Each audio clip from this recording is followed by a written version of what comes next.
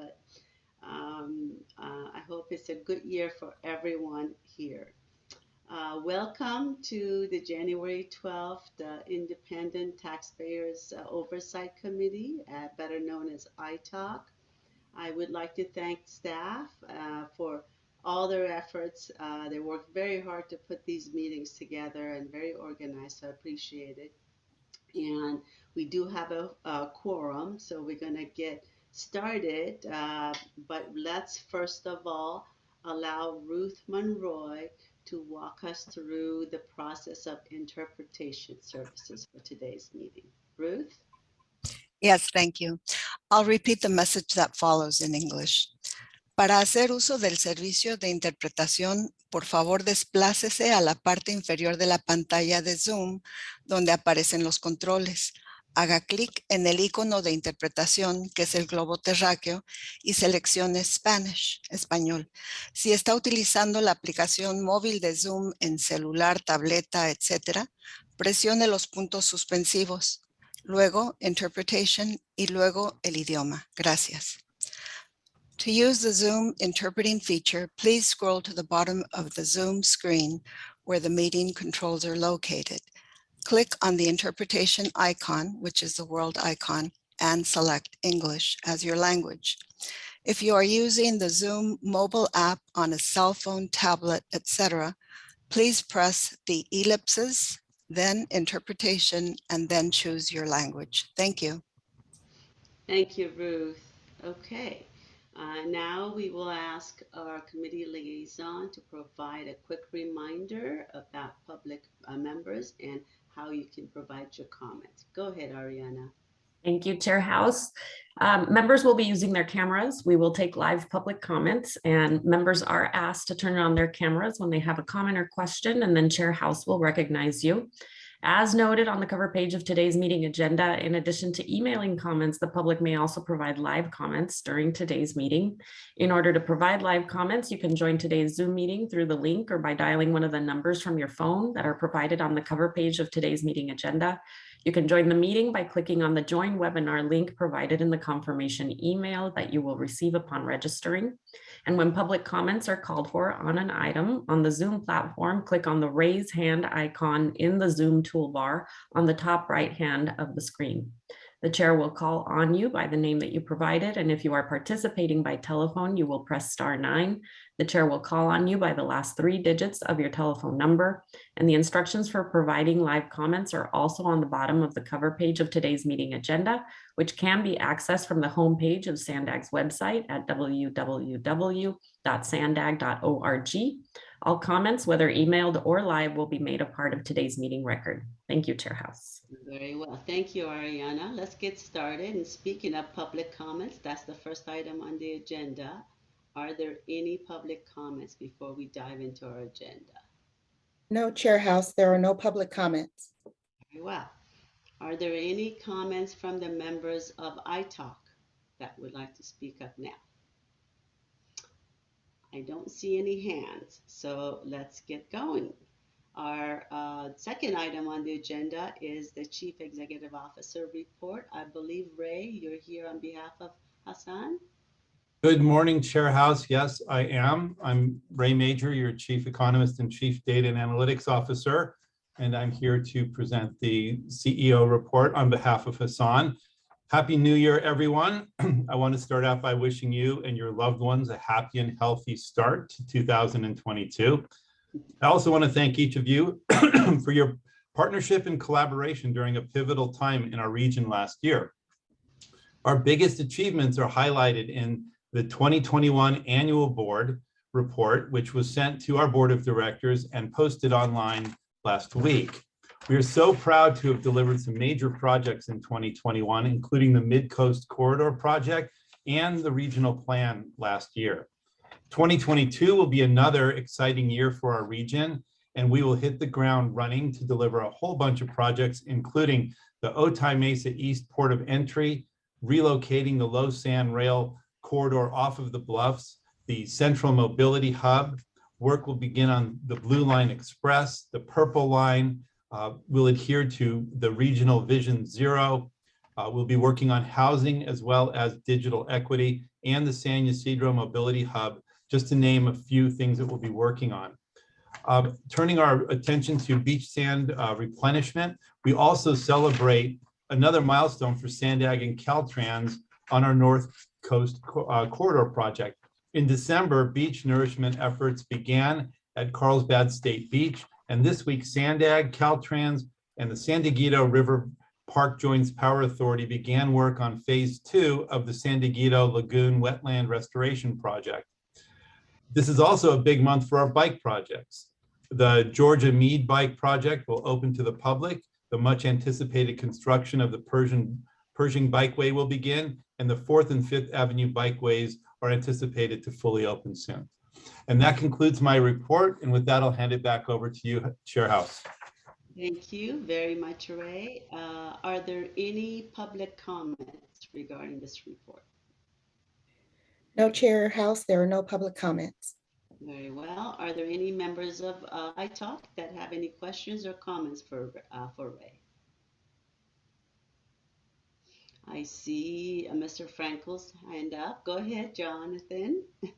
Thank you, Chair House. Ray, good morning. Thanks for your update. I'm just curious, do we have any data from Midcoast to how many people have ridden the extension segment since it opened, and have we gathered any kind of performance metrics at this point? You know, I can look into that. I don't know if anyone else on the call has that information. I don't have it at my fingertips, but I believe by now we should be able to start getting some type of data. That's something that we could bring back to you for the next meeting if you're interested. Yeah, we're actually, this is Ariana. We're planning on bringing back an item on the Midcoast, an update on the Midcoast at a future meeting. So we will be sharing that information soon. Thank you so much. Okay, I don't see any other comments, so let's move on to the next item, which is our consent items. We have the approval of the meeting minutes from last meeting, plus 2 other reports. If I may ask for a motion to approve the meeting minutes and also to accept the other reports. Mr. Orso, you have your hand up. I would like to have a little clarification on item number 4. So if we could pull that, and with that, I would so move approval of the balance of the items. Okay, so we are moving item number 4 for discussion, but while you're moving to approve the minutes and item number 5 to be filed. Correct. Very good. Do I have a second? Mr. Fuller, are you? Yes, I'll second the motion. Okay, let's take a vote, clerk. CEO, Private Sector Chair Sunny House. Approved. Finance, Budgeting Vice Chair Stuart Halpern. Approved. Real Estate, Right-of-Way Jonathan Frankel. Approved. Licensed Civil Engineer, Traffic Engineer Michael Kinney. Approved. Contractor Construction Pedro Orso Delgado. Approved. Biology Environmental Dustin Fuller. Approved. And Licensed Engineer Les Hopper. Approved. And that motion passes. Very well. Thank you very much. And item number 4, quarterly status update on grant programs. And I see Ali, you have, and Julie, both cameras are up. So Ali, are you the one who's going to be reporting on this? Or who is going to be taking this item? I think Ali can take it. I'm curious whether there is a question. Actually, Tracy is also here. There's different programs. So I guess I'm curious whether there's a particular question or if you want some sort of report out. Okay. No, Julie, there is a couple of questions. When I was reading the report, it talks about 6 projects that are on the watch list. If I look at the report, I'm having a very hard time finding those 6 projects. So I'm just curious to hear which projects are they and why are they on the watch list? Sure. Thanks for asking. I can answer that. So if you go to, do you have the tables in front of you, or on the attachment 2 of the discussion memo is a link, and that link goes directly to, it should go directly to our tables. And in the tables, highlighted in red are the projects that are on the watch list. And usually in the notes section, it tells you why they're on the watch list. So I can tell you right off hand, there's 6 projects. So there's 2 in the EMP program. I think it's the Chaparral Lands Conservancy and Cycle 9, the same thing, Chaparral Lines. So there's 2 there. I believe there's 1 smart growth incentive, and that's with the City of San Diego Downtown Mobility Cycle. And I think there was 2 more, yes, 2 more in the Senior Mini Grant Program project. And if Allie, do you want to talk about those, or? Oh, I didn't see that. Was there also? I thought I saw Courtney on here. I'm sorry. Yes, maybe... Courtney and Kim are on here. So okay. If there are questions regarding the EMP program, Courtney or Kim can answer. If there's questions regarding smart growth, Tracy can answer. And if there's questions regarding specialized transportation, Allie can answer. My follow-up is, why are they on the watch list? I can speak to the EMP program, specifically both projects with the Chaparral Lands Conservancy were placed on the watch list due to bad timing, not submitting invoices in a timely manner. And we have since worked with the Chaparral Lands Conservancy and are correcting the timeliness issue. Okay, thank you. Julie, and I'm sorry. And I just had one on the watch list for the smart growth, and that was with the Downtown Mobility Cycle, City of San Diego. The project is in construction phase now, but the project is on the watch list due to not invoicing in a timely manner. Okay, and I appreciate, I am, to be frank and totally honest, I completely missed, and I see that there is a link in light blue that takes you to another place. But when I was reading the discussion memo, it talked a little bit in some instances that there was 1 project on the watch list for the smart growth incentive. It talked about another one in the specialized transportation grant program. And so I was trying to add these in my head, and I'm going, okay, where's the rest of them? For me, it would be very, very helpful if in that discussion memo, you could just highlight the projects, please, in the near future. Thank you. That's an excellent idea. We'll do that. Thank you. Thank you. Move approval. Thank you, Pedro. We have Mr. Halper's hand up as well. Yeah, thank you. Just a question. I recall maybe it was about a year ago, there was some discussion of broadening, I believe it was the environmental mitigation program grants to include environmental education, particularly in underserved communities. Maybe I'm not remembering that correctly, but if I am, or if that's another place, tell me, we could talk about it somewhere else. But if I am remembering that correctly, could you just have somebody speak to whether in fact that has been launched and publicized, and if we're seeing any activity on that front? Thanks. Yes, I can answer that. So that the incorporation of the CDO network communities social equity component was added to the evaluation criteria scoring sheet for the next call for projects, so cycle 10. We are currently in the application process, and applications will be closing on January 31st.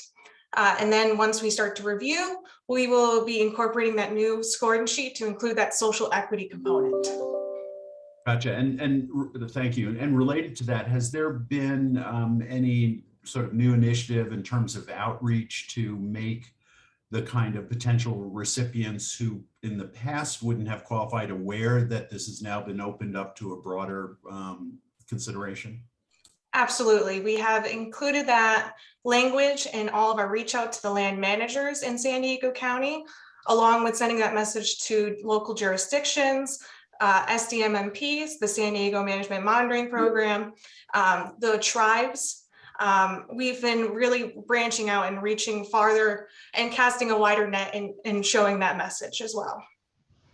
And I know SANDAG frequently has dialogue with various environmental groups. Has there been outreach to community groups active in the environmental advocacy space, et cetera, to help them spread the word?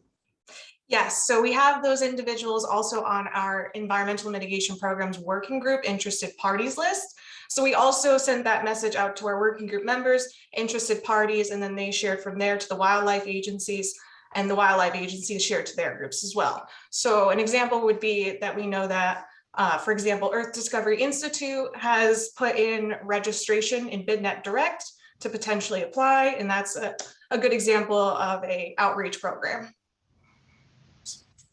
See who the grant applications are. Thanks. Thank you. Thank you, ladies. Pedro, just for clarification, this was an informational item, so we don't have to approve it anymore. Great, thank you. All right, let's move on. We are now on item number 6, actions by SANDAG Transportation Committee and Board of Directors on TransNet-related agenda items, and Ariana will give us an update. Go ahead, Ariana. Thank you, Chair House. Just a brief update today. So since your meeting on December 8th, the board adopted the 2021 regional plan and the final environmental impact report at the December 10 meeting. They also adopted a resolution ratifying the need for continuation of teleconference public meetings through January 17. And the board is set to reconsider the need for continuing virtual meetings this Friday. And then finally, the regional digital equity strategy and action plan that you'll be hearing about on today's agenda was also presented to the board and adopted as well. And that concludes my report. Thank you. Very well. Are there any comments, questions by the public? No, Chair, no public comments. And any ITOC members? I don't see any hands. So let's move on to the next item, which is City of San Marcos TransNet funded projects update. This was something that as an ITOC member goal, we wanted to this year hear more engagement from stakeholders, other transit stakeholders, and learn about updates and projects and wonderful work that they're doing.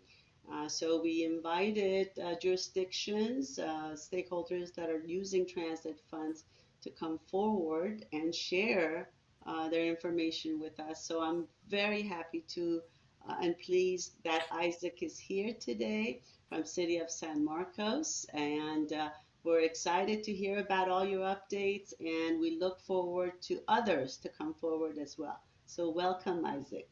Go ahead. Thank you, Chair. We're very excited to be here as well. This is very exciting for us.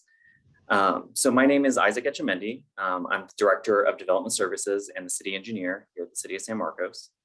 Today, I'll be joined by Louis Clapp, the Principal Civil Engineer for the city's CIP program.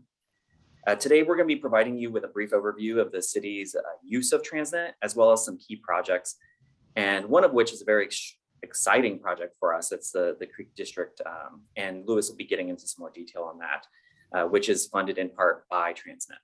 Next slide. So to give you guys a little bit of understanding on the city's capital program, the program is a 5-year program and currently has a total of 50 projects. That's a fairly robust project load for a city our size, and we have around $216 million in total programmed value. A big chunk of that being our Creek District project.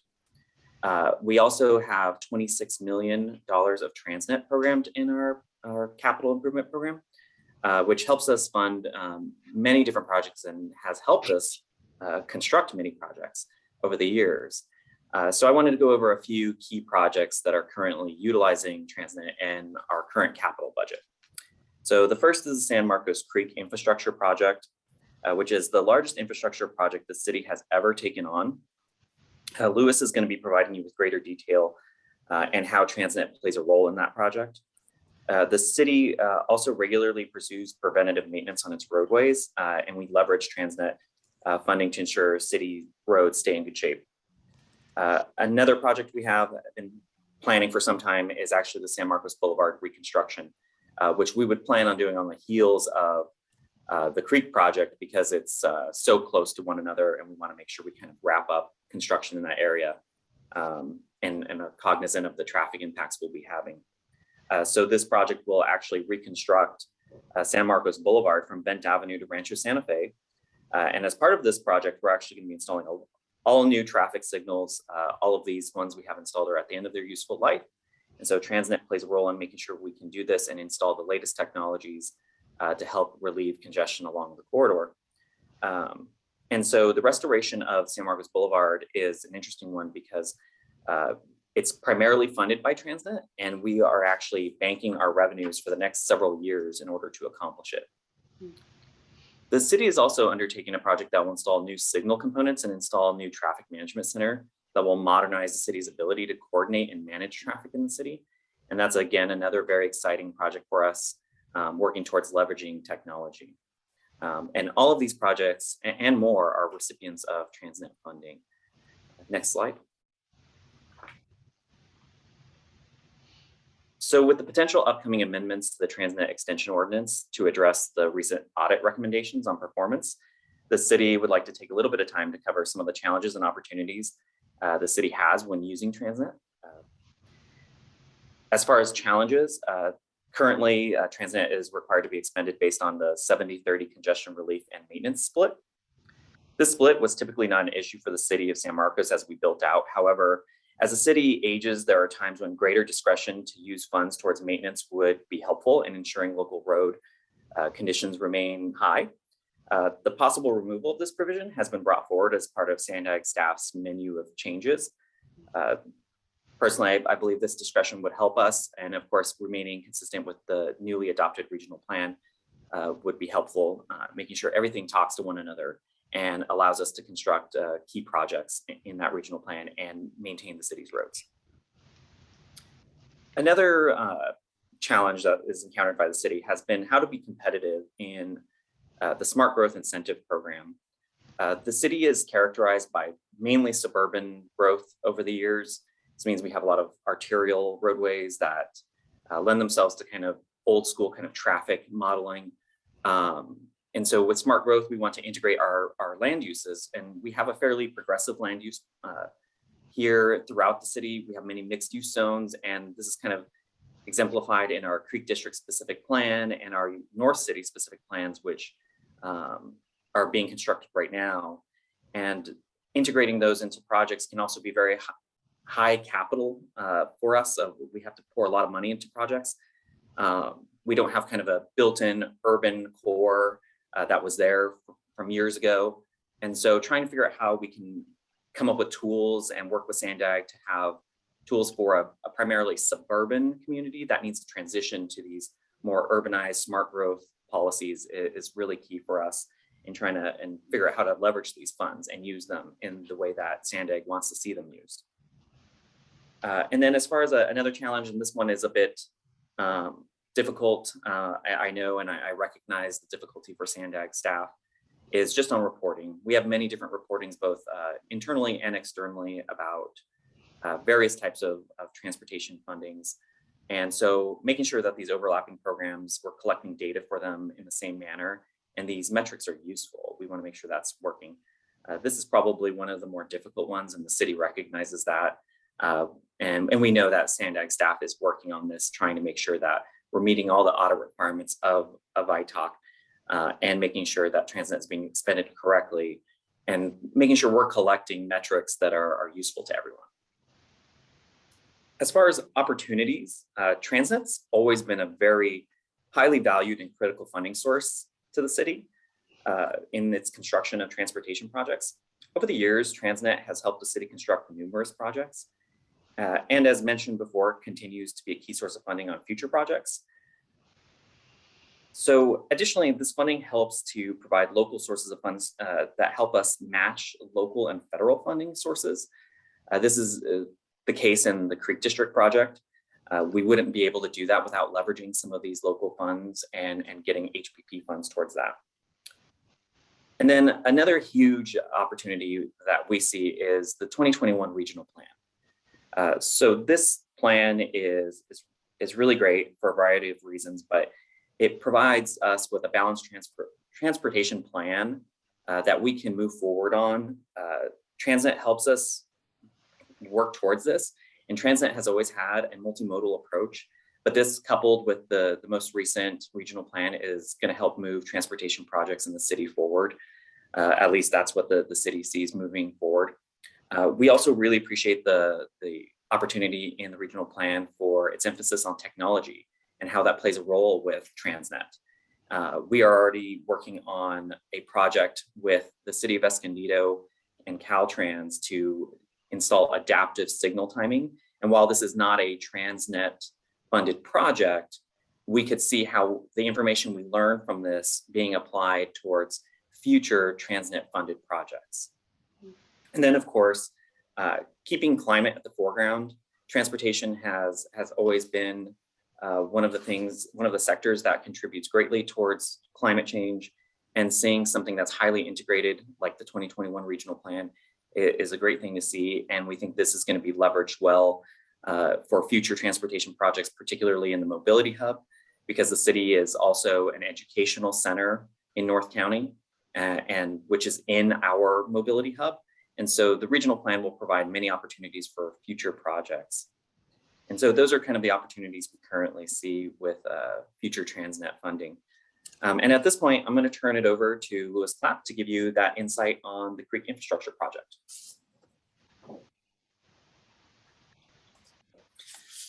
Good morning, Commissioners. Thank you, Isaac. As he mentioned, my name is Louis Clapp. I'm the Principal Civil Engineer here for the City of San Marcos, and I handle the Capital Improvement Project. So we'll give you a brief overview here of the Creek Project. If you would, next slide.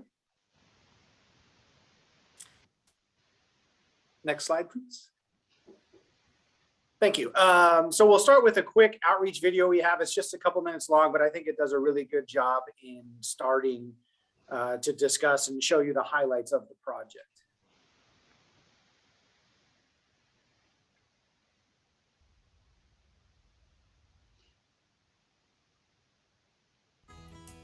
The San Marcos Creek Project will create new outdoor spaces for our community to enjoy and enhance safe travel in San Marcos, all while improving the area's ability to respond to seasonal rain.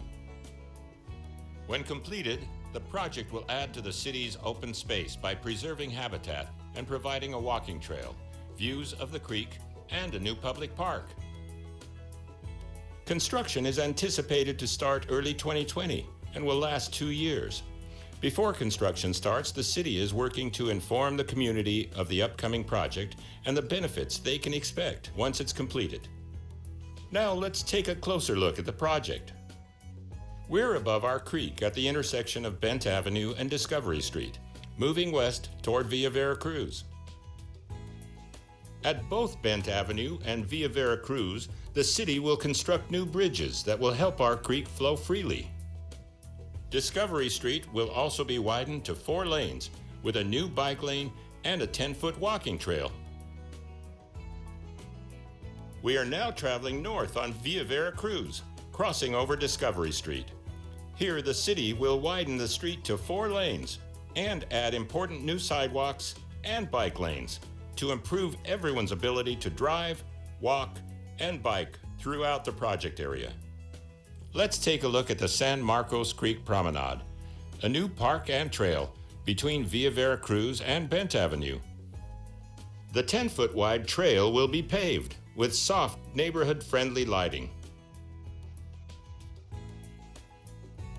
As we continue east along the trail, we come to the new park space. The park will provide a safe spot for community members to sit, gather, and play alongside the creek. Finally, the project will create new vistas and gathering spaces, giving the community a new level of access to experience the creek together. The City of San Marcos is committed to communicating with the public about this project throughout construction. If you'd like to learn more, please sign up for alerts at www.sanmarcos.net/creek. All right, thanks. Yeah, so that video really just highlights all the different features. I'll talk a little bit more about some of the specifics. As the video said, it is a project. The main components are 2 bridges that eliminate flooding, but it really is much more than that. With the levee, we're able to remove properties from the floodplain. We're able to connect the residential areas to the south up to San Marcos Boulevard, which both Bent Avenue and Via Veracruz are regularly closed during storms. So that will help the community get to and from during weather events. And the road widenings, especially on Discovery, which runs parallel to San Marcos Boulevard, will allow alternative access to those residents, to Cal State San Marcos, and to a Kaiser facility that's currently under construction. The neighborhood park provides that walking space and is accessed. There's not a dedicated parking lot, it's accessed, and it's for the community in more of an urban setting. The other thing I'd highlight is that the roads, all of the roads include bike lanes, include pedestrian paths that aren't there, especially on Bent and Via Veracruz. So it really is creating that walkable, kind of more urban transition community that Isaac kind of touched on earlier. Next slide, please. Brief timeline. So it's a little bit different than the video we showed. We ran into some construction issues, as I'm sure most projects do, whether it be weather related, sensitive species. So this is kind of a breakdown of our updated schedule as we have today.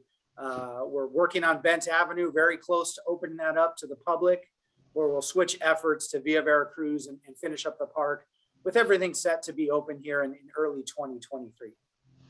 Next slide, please. And as Isaac hinted in his earlier presentation, a city our size finds it very difficult to handle these large infrastructure projects. This project in particular has multiple funding sources, including TransNet, Federal Highway Bridge Program. We have a Prop 84 grant for the park, and local funds, all which have different requirements for matching and for reporting, which Isaac mentioned is a challenge for a city our size. This particular project has 3 different components funded by TransNet: Bent Avenue, Via Veracruz, and Discovery Street. Kind of the amounts listed below, anywhere between 4.7 million and 1.3 million. So it really is a challenge for us, but we do use those, and we get very creative in how we are able to put together a project this size for our community. Next slide. And lastly, just to kind of wrap everything up, Isaac mentioned a couple of the other projects we have going on: San Marcos Boulevard reconstruction, which we'll be kind of saving up our TransNet funds for. And we're fortunate here that we do have some larger developments shown on this map here: North City, Discovery Village, Kaiser. All of those private public partnerships help us to get this project moving and help build out our infrastructure. One of the challenges the city is going to have in the future, which we intend to use our TransNet funding for, is to kind of complete those gaps. Now, this is one area of the city, a very important area for us, but the program is very important for us to continue the work we're doing, not only to expand and get to our general plan, final infrastructure, but for everything in between. And so with that, I'd like to thank you for your time and for listening. And Isaac and I are here to answer any questions you might have. Thank you. Thank you, Louis and Isaac. Excellent presentation. I think you guys set the bar, so we really appreciate it. I do see some public comments. Clerk, do you want to call on a member of the public? Yes, we have Dr. Tim Bailish. Dr. Bailish, welcome. Go ahead.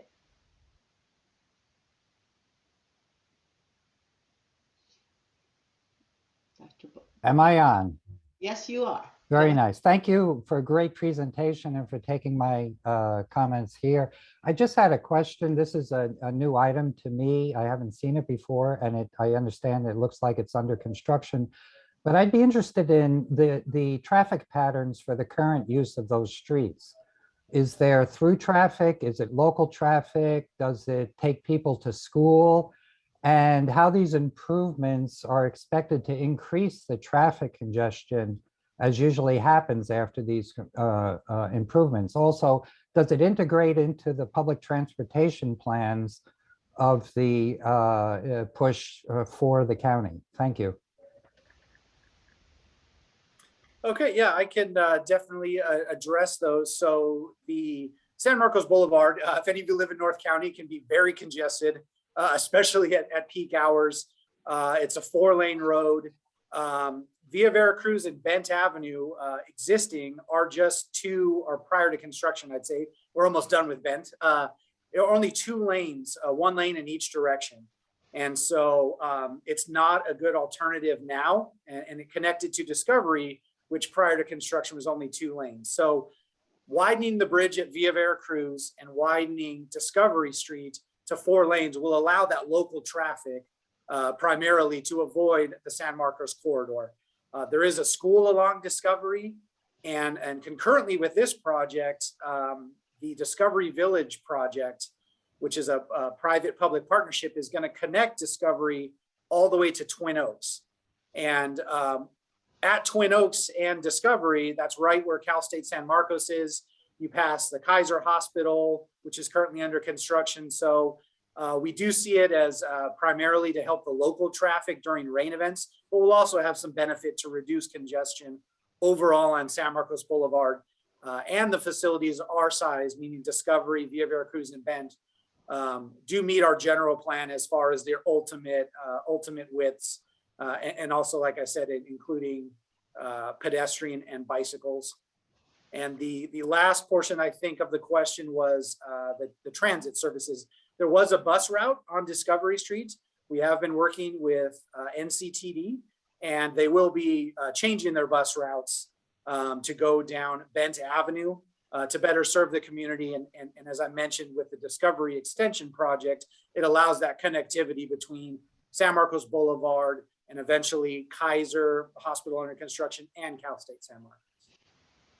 Thank you, Louis. I don't see any other public hands, but Mr. Orso and Mr. Hoppers have their hands up. So Mr. Orso, you go ahead first. I'm sorry if I missed it during the presentation. What's the total cost of the Creek project globally? I know that it's been a labor of love for you all at the city. I mean, I have memories that you all were talking about this project in the early 2000s. Sure, everything combined, total budget's around 108, 109 million. Wow. Thank you. Large project. Mr. Hopper, you have your hand up. Yeah, thank you, Chair House. I'd like to thank both of you for the really interesting presentation. And just one thing that caught my eye and kind of perked my ears when Isaac was going over the challenges. And I'm not sure if this is a question for you guys or maybe for someone on SANDAG, but it was with the local streets and roads program, the 70-30 split, and the issue of the TransNet dollars not being a challenge now to be allocated towards built out cities with roadways, maintaining those roadways. And I would think that that's something that we're going to see throughout all of the greater San Diego with cities that are more built out. So I'd like to hear a little more about that and what we might be able to do about that, because it sounds like something that's pretty ubiquitous probably. So this is Ariana. Good morning. I can try to answer that question. So yeah, the 70-30 split is a requirement currently in the ordinance under the local street and road section, right? Agencies have to spend at least 70% on congestion relief type projects and no more than 30% on maintenance.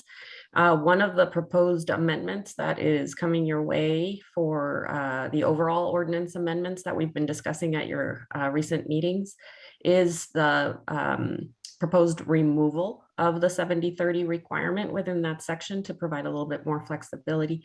So you'll be seeing that coming your way at upcoming meetings. Thanks, Ariana. Yeah. Hopper, any more questions, Mr. Hopper? No, none from me. That was very helpful. Okay, Mr. Halpern, you have your hands up. Yes, thank you. Great presentation, Isaac Lewis. Thank you, and also for taking your time. I'm presuming that the video that you showed was something that was done for community outreach purposes, not just us. Is that right? That is correct. Yeah. For the balance of the presentation, is that something that you've used before, whether, you know, for reporting to your own city management or the SANDAG board or is that something you put together just for us? Yeah, so everything else, it was kind of tailored to this meeting. The video itself is used for multiple purposes, but yes, the remainder of it is for you guys. Okay. Do you have any just very rough guesstimate as to how many man hours you put into putting that all together? It's a nice. Oh, not, you know, honestly, we're pretty proficient at this point about the project. You know, $108 million. We've done tons of these meetings. Lewis has done tons of them. I have done tons of them. So at this point, we can usually tailor these up fairly quickly. I wouldn't guess it. The video did take some time putting together with our consultants. And then actually, one thing I'd like to point out is the video we presented to you is a true representation of what everything will look like once it's installed. That's based on our current design plans. You know, and we do appreciate you guys coming and all that. The reason why I asked the question is it's great to get this kind of an update, but we're our taxpayer oversight committee, and folks don't want you to be spending lots of taxpayer dollars and your time just doing stuff, you know, to come and report to us to, you know, for feel good sessions. So just wanted to check in and just make sure that we didn't overly burden you with the requirements of having you come today. But excellent presentation, appreciate it. Thanks. Absolutely, we appreciate it. Mr. Kenny, you have your hand up. Good morning, and thanks for the presentation. It was a great presentation. Two questions. Similar question that Les had. In your challenges, when you referred to the 70-30 split and the fact that that might be changing, I didn't understand the challenge as described. Is there a concern that other agencies might then further stress SANDAG funds or TransNet funds, or are you looking forward to more maintenance money for your own roadway network? No, and that's a great question. I appreciate you looking to for some clarification on that. What I mean is when we do these projects, having greater discretion is always valuable to the city. It helps us kind of figure out our long-term plans. As I mentioned, we have a 5-year capital program. So in some instances, we may want to put basically 100% towards congestion relief. And then other times we may want to put more than 30% towards maintenance. So being able to have that discretion at the local level is helpful. Of course, this has been made easier now with SB1 being passed. We have much more maintenance revenues coming in. So that's been very helpful. But just having more discretion, and I know right now we have the ability to put 100% towards congestion relief, which is what we're doing on the San Marcos Boulevard project. But we definitely would like a little bit more discretion because there are times when revenues are not high enough, especially for us. We're a fairly young city, and we're reaching build out. And so a lot of our roads were built in the 80s, 90s, and 2000s, some of which are reaching the end of their useful life. So that's where the discretion really comes into play, is balancing out our maintenance and rehabilitation programs. Because one thing we don't want to do is spend more money than we need to in reconstruction because we didn't do proper maintenance. We can spend a little bit extra money doing some maintenance and preserving our roadways. We see that as an efficient use of taxpayer funds. Gotcha. So a TransNet extension that provided the city of San Marcos more maintenance money, at least at the staff level, would be considered a good thing? Yes, I think that's a fair characterization. And not that we would use it all the time in that manner. It's just when we need to use it for maintenance, that would be helpful. Okay, thank you. And the second question had to do with the reporting. We get a little feedback, or we get feedback regularly from agencies that voice that concern. Busy people, and to provide this kind of information, just to meet a requirement sometimes is a little bit frustrating. If you have any specific Dale, can you refer it to SANDAG staff for us? We visited that issue a couple of times, and we feel like there's some benefit to us for preparation of those reports, but we acknowledge that, you know, that's a work pill for yourself, and we're sensitive to that. But the general lament, we don't want to do the reporting to the extent that you're being asked to is tough for us to really respond to. So if you have a specific, if you could just get that to staff, and maybe we can work on that specific. Absolutely, and staff has been great working with the city as usual. And as I mentioned in the presentation, I recognize that reporting is probably the hardest of the challenges that we face because there are differing needs, and we recognize that. So we're happy to work with staff, and we always do, and they've been great to work with the city here. Well, thank you very much.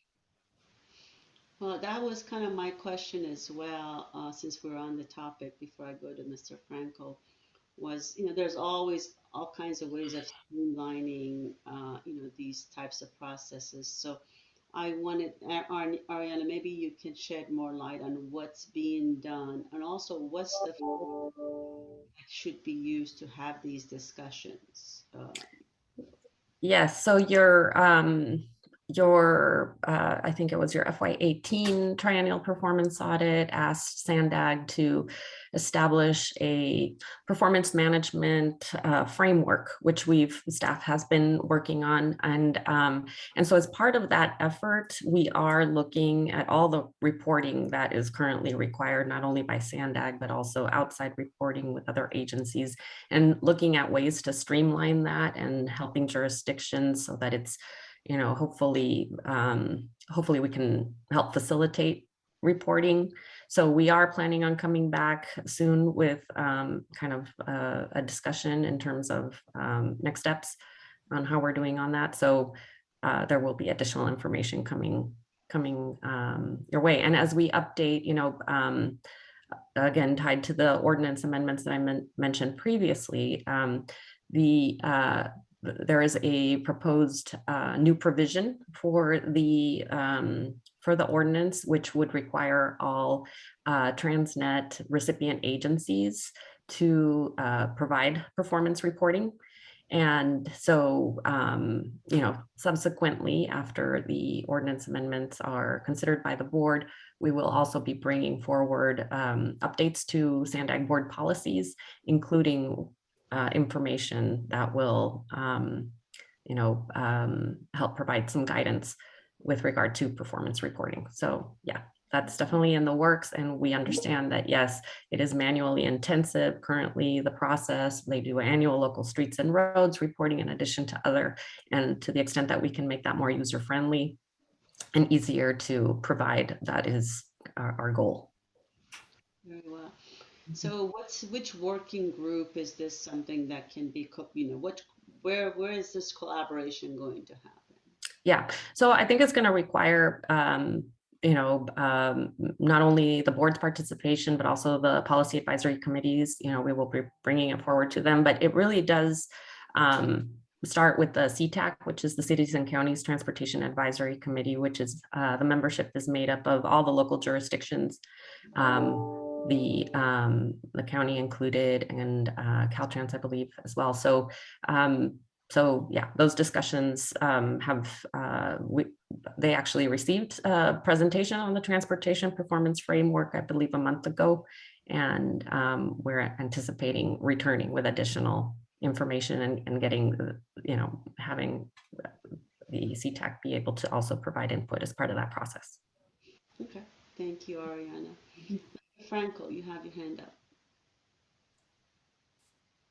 Thank you, Chair House. Isaac, thank you so much for the presentation. I had two questions. One, do you know roughly what percentage of the overall CIP budget is generated by impact fees associated with Discovery Village or any other project in San Marcos?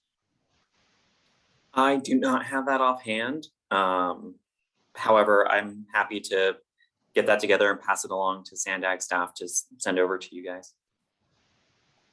Thank you. Yeah, and secondly, you mentioned adaptive signalization on some segments, and I know the city had some previous experience of that. Can you just describe your experience with it in terms of performance enhancements and overall how adaptive signal timing has improved performance in local roadways, if at all? Yeah, yeah, not a problem. That's actually a great question because we're in an era of completely new technology.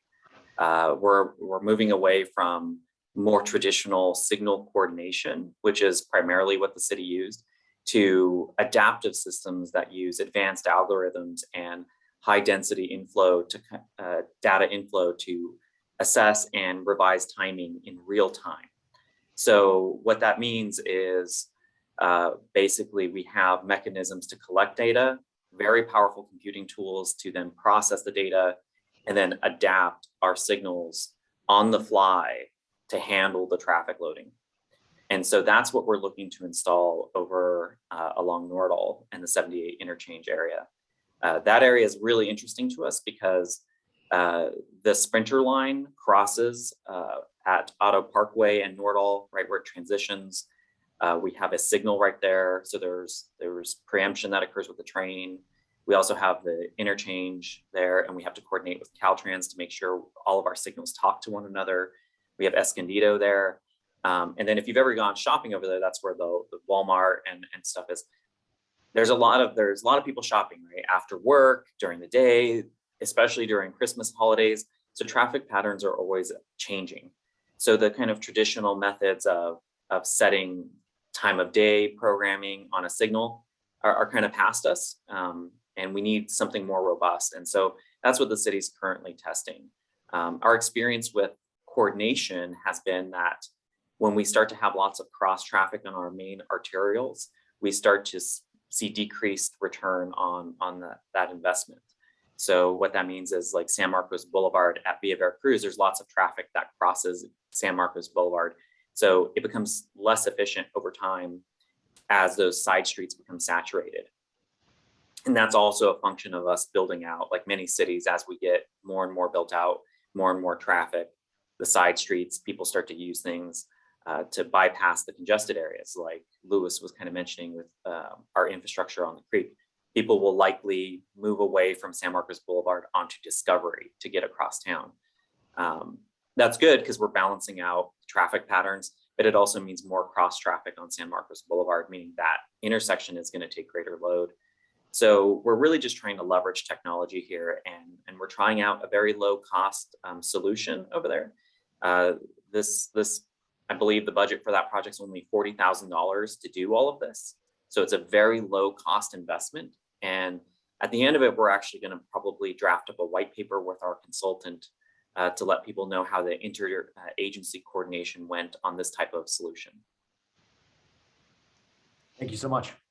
Very good. I do want to address your third item that you had listed there, for challenges, Smart Growth Incentive Program.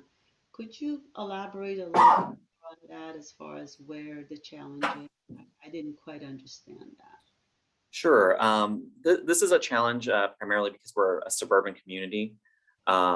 We have land use plans in place in the Creek District area and also our North City areas. These are high density mixed use areas. We're very proud of these specific plans. And right now, if you were to go over by Cal State San Marcos, you'll see many mid-rise buildings going up, and it's really turning out really great. And we currently have an amendment in for that plan that's proposing 16-story buildings. So we're really talking about a true downtown. And we have a unified landowner on that specific plan, but in other areas like in the Creek, we do not. So transitioning that from the industrial area or the more traditional land use patterns that a suburban community has to urbanized and incentivizing infill, it becomes a harder challenge. For example, if you were to go down to National City, they have an older area of town that has more grid-like streets, denser, smaller roadways. They don't have these big, huge prime arterials like we have. And so trying to figure out how to integrate land use with the transportation system is a challenge. And usually means a lot of capital. And so when we submit projects, oftentimes these are high value projects that aren't as competitive to, say, a lower value project for pedestrian improvements and things like that. we would have to do a lot more modifications to our transportation network to achieve smart growth objectives. And I'm not sure what the exact solution is for this. I think it's probably many different things, but I think finding some tools and some solutions for suburban communities to leverage these funds would be helpful. At least from my perspective, it would definitely be helpful. So we could be competitive in these grants and move forward smart growth and programs here in the city. Tracy, I see you have your camera up. Would you like to address that? I'm curious what SANDAG is doing.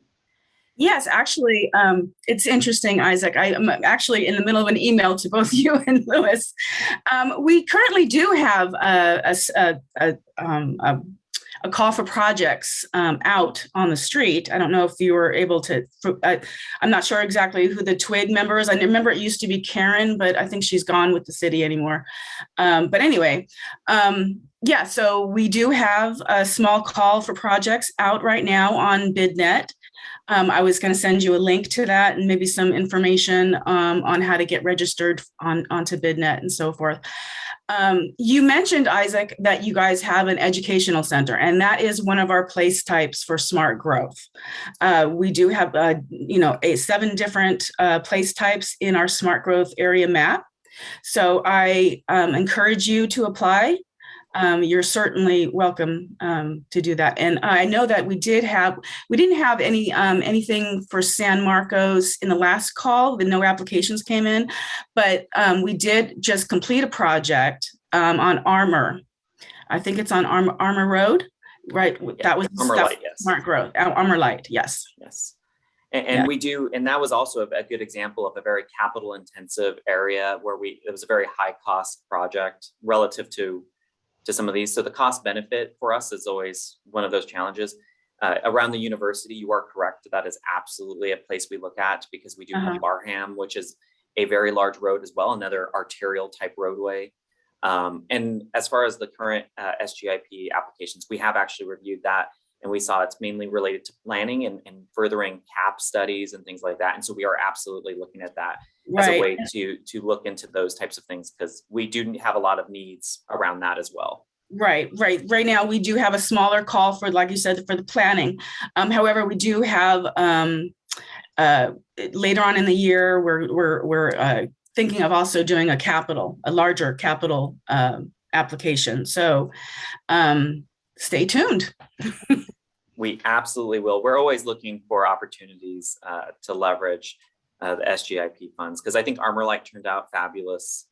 Absolutely, yeah. Mm-hmm. Yeah, and so, but we do, those projects are far and few between. And for example, in our Creek District specific plan area, which is also one of the smart growth areas mapped out, we would need to build new infrastructure to kind of support those areas. We actually own enough land over there to build some of that, but that's again a very capital intensive endeavor and would help incentivize the growth of that mixed use area. But we're always looking for ways to kind of encourage these things and integrate. That was the only challenge we've had in the past. And so I just wanted to bring it up. Appreciate that. Thank you, Tracy. Okay. Thank you. And Louis, are there any final comments? Anything else you want to share with us? I think we're all good. Very good. Thanks again for both of you to take the time to do this excellent presentation and be here to talk to us. And we wish you the best in delivering all your programs. So thank you so much. Moving on to item number 8, ITOC membership terms and selection process. And this item is going to be introduced, some introductory comments by Mr. Frankel, and then Julie Brajas will give us the update. So go ahead, Jonathan. Thank you, Chair House. Good morning, committee members. This item is related to 3 audit recommendations, and that is specifically numbers 24, 25, and 26 related to membership, selection process. And Julie is going to walk through a number of the potential changes. Generally, they include 3 categories. Firstly, with respect to membership, a proposal to increase the number of members on the committee from 7 to 9. And the increase would facilitate 2 new seats, one related to which would be filled by a transportation user. And secondly, an individual with experience in emerging transportation technology. The second category is related to the selection process for ITOC members. And there are some changes suggested that would allow the chair or vice chair of ITOC to serve as a non-voting member on the selection committee to run those meetings alongside our elected officials. And finally, with respect to term limits, some clarification proposed regarding 4-year terms, midterm vacancies, and the intent that no member serve no more than 10 years total as a member of the committee. So you're going to hear about the details in the proposed language, which was included in a PowerPoint attached to today's agenda, provided in advance, again, on the membership, the selection process, and term limits. Just want to thank staff for all their work with us on the subcommittee. We've spent many hours working through these potential changes, as well as with our recently hired independent legal counsel, who is on the call today as well. So with that, I'll turn it over to Julie to walk through the details of this item. Thank you, Jonathan. Go ahead, Julie. Thank you. So good morning, ITOC members and the public. We're here today to provide you with a status update and share draft language and amendments specific to the ITOC as laid out in the Statement of the Understanding regarding the implementation of the Independent Taxpayer Oversight Committee for the TransNet program. So next slide, please. And as a brief reminder, it was the FY 2021 ITOC's triennial performance audit that highlighted 4 recommendations for the ITOC to consider, and those are listed here on the screen in front of you. So before we get into the proposed changes, I also wanted to remind the committee that these proposed amendments are the recommendations of the subcommittee with the support of the ITOC Independent Legal Counsel. Next slide, please. The subcommittee discussed the pros and cons related to the possible expansion of the ITOC membership, as stated in the FY 2021 triennial performance audit recommendations, specifically recommendation number 25. The subcommittee came to the consensus of adding 2 additional seats to the ITOC, thereby addressing recommendation number 25. Therefore, the proposed change, as seen in the slide in front of you, reads there shall be 9 ITOC voting members. Next slide, please. And also addressing recommendation number 25, the subcommittee agreed the current category of licensed engineer in the field of transportation project design or construction could be broadened and opened up to include a larger pool of professionals in the field of transportation, project design, construction, or program construction management, by not limiting the pool of candidates to only include engineers. Therefore, the proposed changes, as seen in the slide in front of you, reads a professional with appropriate credentials in the field of transportation project design, construction, or program construction management. The relevant experience in the field remains at a minimum of 10 years in a senior level position. Next slide, please. And there are no proposed changes for the additional categories. Next slide, please. As shown on slides previous, there are no changes to the existing ITOC membership categories, but I would like to bring your attention to the 2 newly proposed ITOC membership categories that Jonathan previously mentioned, and addressing recommendation number 25, specifically the portion of the recommendation which speaks to the inclusion of knowledge of emerging topics at SANDAG. The first proposed additional category is a professional in the field of emerging transportation technology with demonstrated experience in intelligent transportation system, transportation analytics, connectivity, or other technologies consistent with regional plan priorities. Your performance audit also discusses the inclusion of a public transit user or citizen at large. So the second category proposed by the subcommittee is a transit or active transportation system user whose primary means of commuting is by bus, trolley, light rail, transit, rail, bike, and or walking. Next slide, please. And there are no proposed changes here. Next slide, please. So the recommendation number 26 from the FY 2021 Triennial Performance Audit is explore options and feasibility of moving ITOC candidate screening and screening process outside of the SANDAG board. So currently only 2 County of San Diego supervisors, the mayor of San Diego, and a mayor from each of the subregions can be part of the ITOC selection committee for a total of 7 voting members, one of whom serves as the chair. As such, the subcommittee has proposed the following change as it applies to the ITOC selection committee. The mayor or a city council member of the city of San Diego, and for each subregion, a mayor of or city council member that may or may not sit on the SANDAG board or designated SANDAG board member. Next slide, please.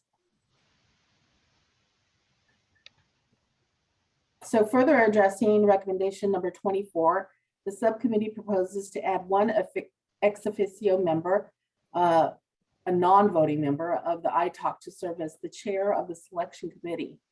The subcommittee proposes the ex officio member could be the ITOC chair, the ITOC vice chair, or other designated alternate ITOC member. Next slide, please. So recommendation number 24, which is to modify the TransNet extension ordinance language to be consistent with the service limits for all ITOC members, regardless of whether a member joins the committee to fill a full-time position or a midterm vacancy. First, the subcommittee has suggested to replace the bullet points of each of these ordinance rules with letters, so it's just more easily identified.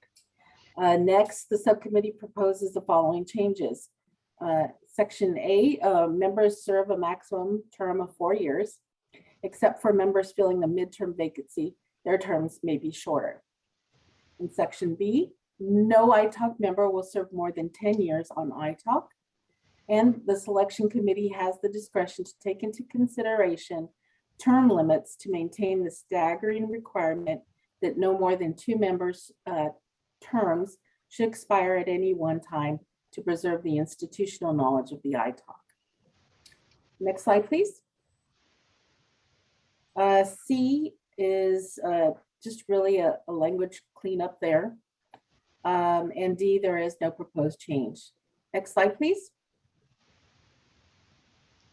So we're into the conflict of interest section, and recommendation number 23, incorporate existing conflict of interest policy clarifications from ITOC new member onboarding resources into recruitment materials.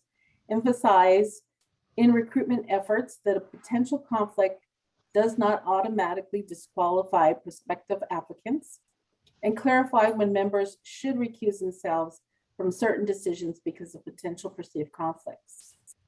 The subcommittee does not propose any changes to the ordinance language. However, the subcommittee does propose that the conflict of interest provisions, clarifying that applicants are not precluded just because they have a commercial interest with SANDAG, be made part of the application material candidates can view when considering applying to the vacancy. Application materials also would be revised to clarify the recusal process. Next slide, please. So our next steps is that if necessary, we can bring this item back to the ITOC next month in February. The ordinance amendments, the summary, the first and the second readings are most likely to come back in spring 2022. So this concludes the ITOC ordinance amendments presentation. I'd like to turn it over to the committee for discussion, and staff will be available for any questions. In addition, Mark Mercer, your independent counsel from the firm of Lewis Brisbois, is also here and available for questions.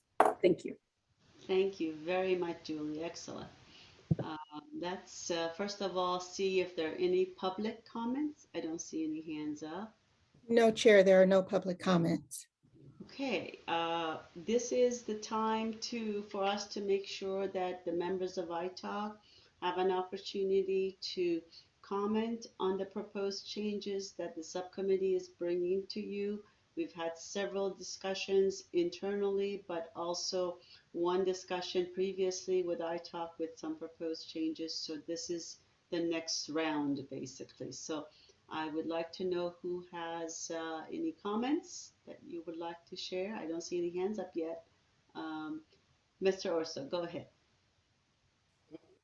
Honey, on one of the proposed changes in one of the field of intelligent transportation system, in my mind, maybe we should have some sort of a time frame that person has been involved in that area, like we do with the others, you know, like a 10-year limit or something along those lines. So that's one comment, and that would be on slide number six, yes.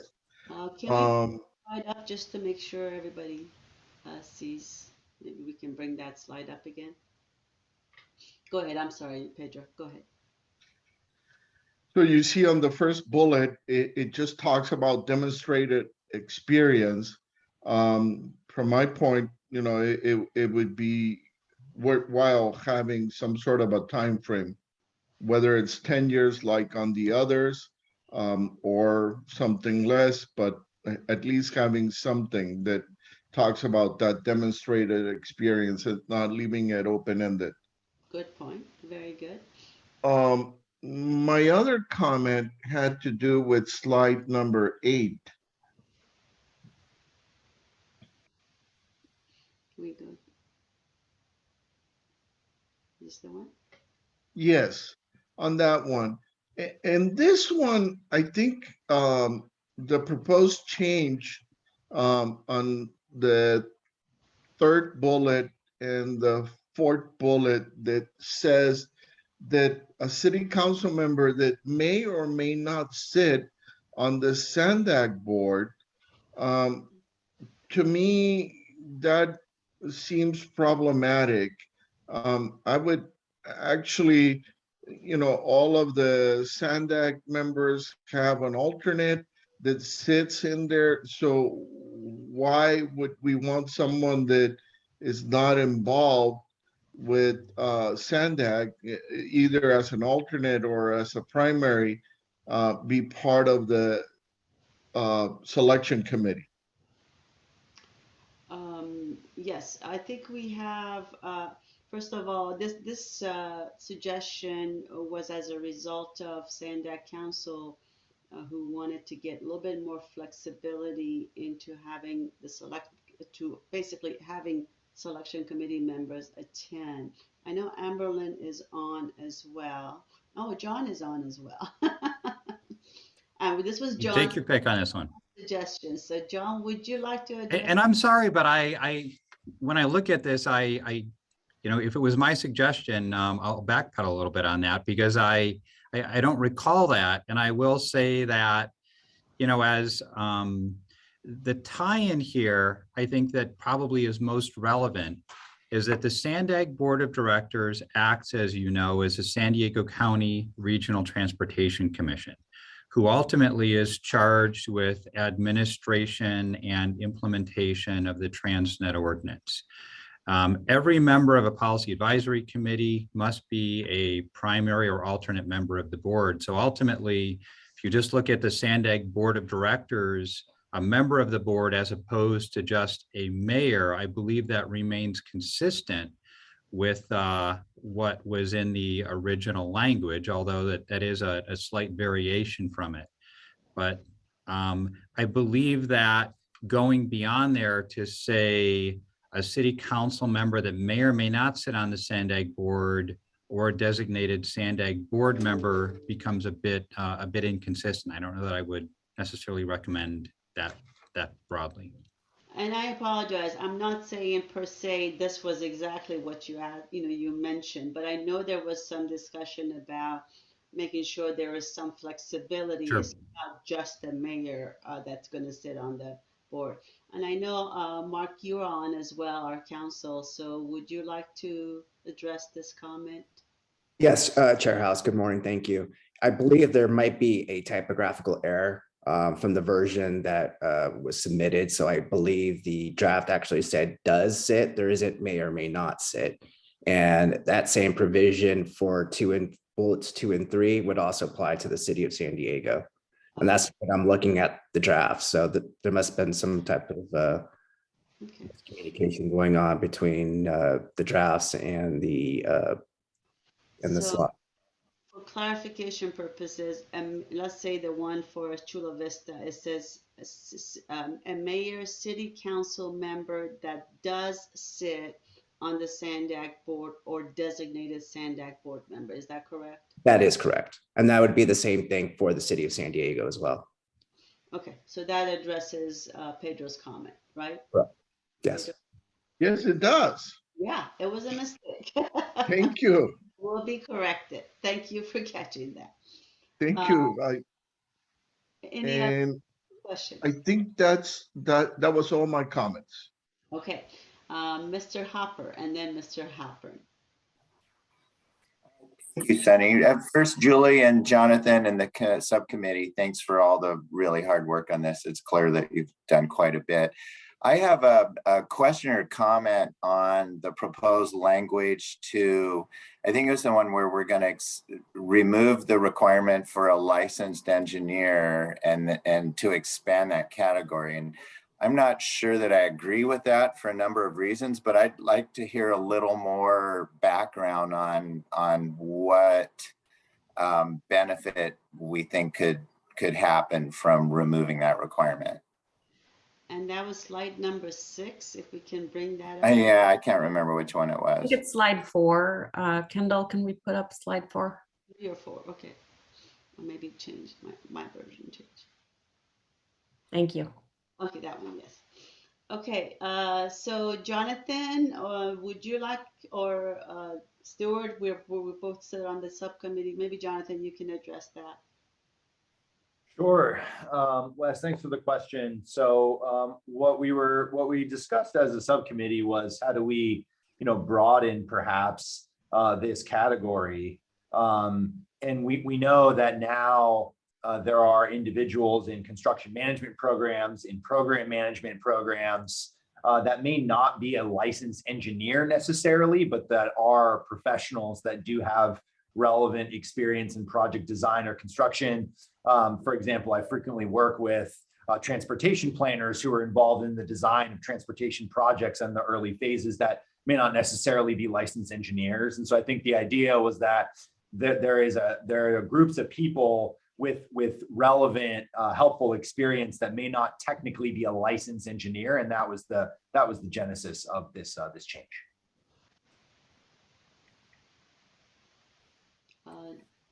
So there'd be some provision then that we would, whoever the selection committee is, would look pretty closely at whatever the individual's background would be, because I just for information for the group, I know that once you get your degree, one of the next things you want to do is put your years of experience in and strive to get your engineering license. And many firms have that as a milestone in a career, that once you have that license, you can become a project manager.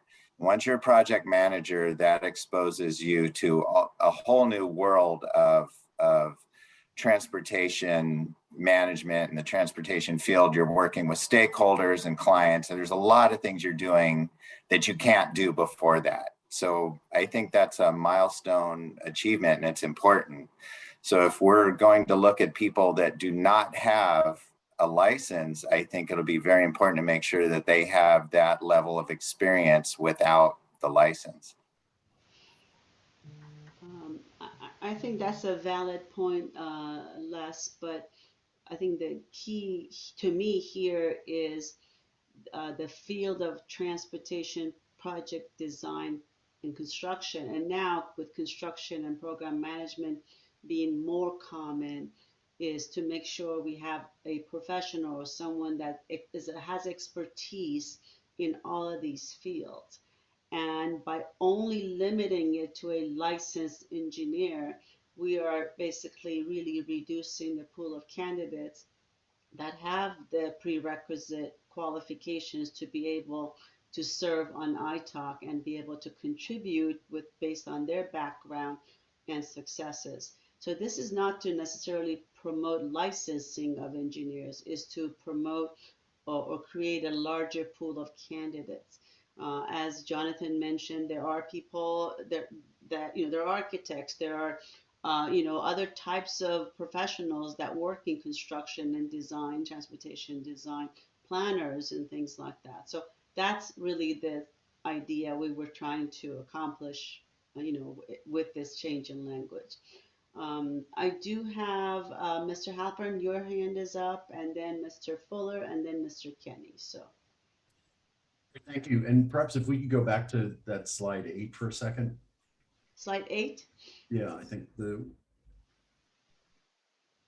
yes, this one. So I don't know if John Kirk is still on. I see his name there, but I just want to thank you so much for taking the time to come today, as well as for your clarifying remarks. I'm actually on this subcommittee, and my other colleagues and staff may smile to hear me say this, but for quite some period of time, we've actually made these changes without necessarily knowing, where it came from, other than the sense that, well, this is something that John Kirk suggested, and out of great respect that we have for you, we've put it in here, but without a lot of, discussion as to what's behind it, or do we get it right? So thank you so much for coming today and clarifying.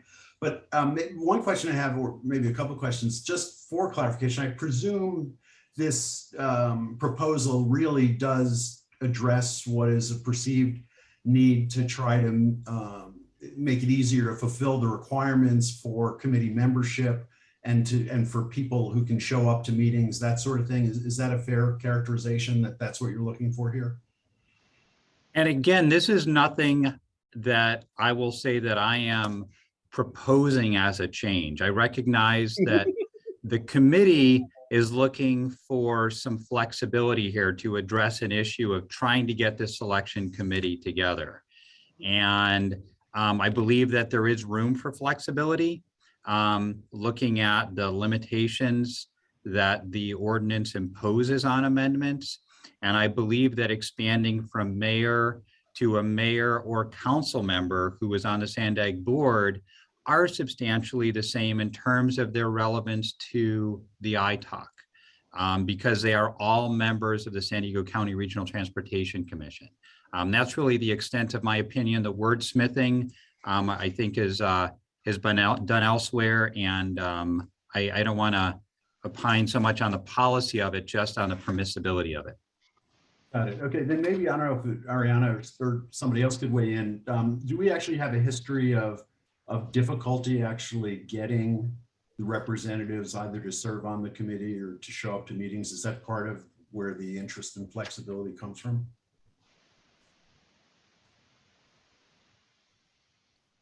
I think the interest in the flexibility, well, I think it was actually, I want to go back and look at what the performance audit said. Yeah, I don't recall I was on the performance audit committee as well. I don't recall them speaking to this as an issue.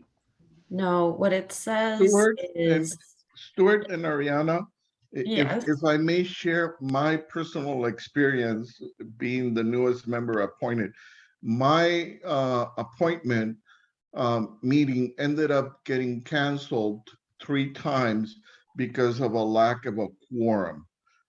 They couldn't get all of the members as in the original language stipulated, or they had some sort of a conflict. So I think that's what is trying to be addressed here. Got it. Okay, then I've got then maybe a follow-up to that. Is it the case that board members get paid $150 to come to these subcommittee meetings? John or Amberlyn? Yeah, I'll have to, if I can refer to our bylaws and verify that number. They do get paid to come to the subcommittee meeting. I will verify the amount as another meeting required in their role as a SANDAG board member. Got it. And who determines what the amount should be? That is determined by the SANDAG bylaws. Okay, so because one question is maybe we just need to increase the meeting fee. Maybe that'll help get people show up. That is possible. I will say that as we've had trouble trying to schedule these, part of it seems to be the time of the year when it arises and just their busy schedules. It has not come to our attention that the amount of the stipend has been a deciding factor, but we don't know that for sure. Yeah, because it's just a real, I guess we could make this change and see what happens, but I'm just wondering if, as John's suggesting, whether the mayor or city council member, based on seasonality, what have you, is going to have similar, scheduling problems, and maybe we need to do what, I think a lot of people have some sympathy for, is let the market work, and maybe increasing meeting fees will actually make a difference. That is possible. And I'll say Amberlyn has messaged me here that it appears to be $100, not $150 for these kinds of outside events. But you have, when you look at for example, with the city of San Diego, you're expanding your field from a field of 1 to a field of 6. With the 2 board members and each of them having 2 alternates. That would seem to at least make some kind of a difference there. Okay, thank you. Mr. Kenny, you have your hand up.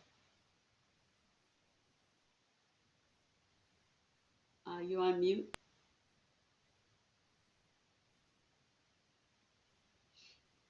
Mr. Kenny, where did you go? I wonder if we lost them. Anybody else? Unless you have your camera up, and is there anything else you wanted to contribute? No, I'm good. I'm good, Chair House. I just wanted to get some clarification on the removal of the licensure. So that was helpful. Thank you. Chair House, we now have Dr. Bailish who'd like to speak. Okay, let me first finish with Mr. Kirk. You have your hand up. Yes, and I just wanted to, in full disclosure, I don't want, when this goes to the board, I don't want there to be any surprises. Our office has certainly looked at this, and we do feel that some of the proposed changes are consistent with the limitations on amendments. We do have concerns with some, and ultimately our opinion may be that some of the proposed amendments are not permitted within the language. This is a little bit of a difficult situation, and I will say that as we look at this, we are only looking at the permissibility under this lockboxed section of the ordinance, not opining at all on whether this is good or bad policy. I think a lot of these might be very good ideas. This is a bit difficult because section 11 of the ordinance is one of the sections that one of the 6 paragraphs that per paragraph 16 that was approved by the voters about amendments requires a vote of the electors of the County of San Diego to amend. And we refer to these paragraphs as being lockboxed. And as section 11, which is that lockbox paragraph, what it says is that the roles and responsibilities of the ITOC selection process for ITOC members, related administrative procedures shall be carried out in substantially the same manner as described in the ITOC Statement of Understanding. I believe that all these proposed amendments are to that ITOC Statement of Understanding. And so the standards that we look at in considering those at a high level, they have to be consistent with as it states, the ITOC helping to ensure that all voter mandates are carried out as required.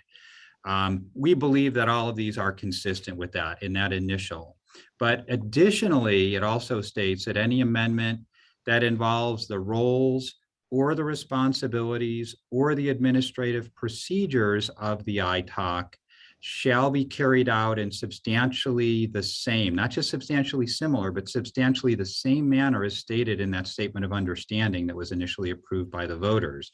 And that word substantially means in the matter of substance rather than mere form. So while some of these are, I will admit, they're gray areas. There's not a lot of case law that we can necessarily look at to draw a clear line.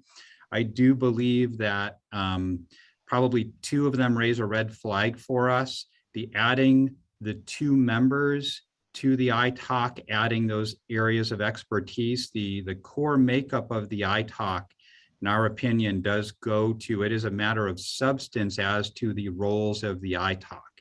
And so that would be something that we would probably raise as a red flag when this goes to the board. Additionally, having an ITOC member serve as a chair of the selection committee, while that may solve a lot of other issues and may be great policy. Again, we're not opining at all here on policy. Believe that does go to the substance of roles and administrative procedures that are defined in that statement of understanding. So just want to be upfront that we do have those concerns and probably would raise those to the board. Thank you, Mr. Kirk, for the clarification. I know that our council is working with your office, and this language is still under revision. Of course. And we're going to try to make sure we hopefully have some resolution before anything is brought to the attention of the board for a vote. So, Mr. Halpern, do you have a comment? Then I'll go to Dr. Bailish. Thanks. Yeah, I appreciate John's candor here. I was wondering if our council would like to weigh in, because we didn't shop for a council who was going to have a point of view, but in the independent review of our council came to a very different conclusion regarding the points John just made. And I'm wondering, for sake of public benefit as well as the rest of the committee, if Mark might choose to express some thoughts on that. Thank you. We'll go ahead and we'll take a deeper dive into Mr. Kirk's comments on this and advise accordingly to the subcommittee. Okay, so this still under review and consideration then. Okay. That's correct. Very good. Mr. Bailish, you had a comment? Or Dr. Bailish, sorry.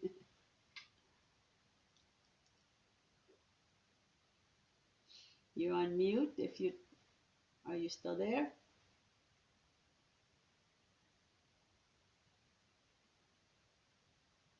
I'm not hearing Dr. Bailish, so I'm not sure if there's a difficulty or not. Okay. There it is. Can you hear me now? Yes, you can. Yeah. Thank you again for taking my comments. I'll try to be brief. I cannot speak to the Engineering or Transportation Committee needs itself, but I would echo from my understanding the comments I heard from Les Hopper and John Kirk about this. The previous, the academic engineering training, the previous comments made, combined with the real world project management experience, creates a special skill set. And having those, I think, provides understanding that having only one or the other might not. I do note in other professions, there is a slipping of the use of those professionals either only having control. And what I am admiring in the SANDAG approach is that there is a real world combination with those academic credentials. And I see the need to reward the greater effort, particularly in employment and involvement in those activities. And so I don't really have a good offering for the decisions the board will be making, but having people in charge with less and less hands-on and more with both and managerial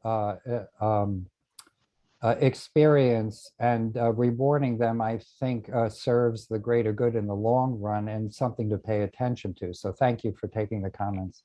Thank you. Thanks for your comment. Michael Kenny needs to be moved up to a panelist, I think. I see him as an attendee. Did Yes. Michael come? Thank you. we just took care of that. Thank you. Mr. Kenny, are you, I know you had a comment and we lost you. Are you back? I don't know if he's back yet as a panelist. Mr. Kenny, are you back with us? I just downloaded Zoom to my phone, so I apologize for disappearing. I think my laptop overheated. In any case, with respect to Les's comment about the description of a professional for the licensed engineer, I'd hate to see that taken out of the description because it may discourage engineers from applying, and I don't know that we necessarily want to do that. Common phrasing that I've seen to broaden a professional in our industry is licensed engineer, transportation planning professional, or construction management professional. And if you run all those together, you tend to get the attention of the group you're trying to speak to, but you don't exclude anybody. I don't really have any challenges with what this subcommittee is proposing. It looks to be good work. But if you wanted to be to broaden that, that might be a way to go. Very good. Good suggestion. Thank you, Mr. Kenny. Okay.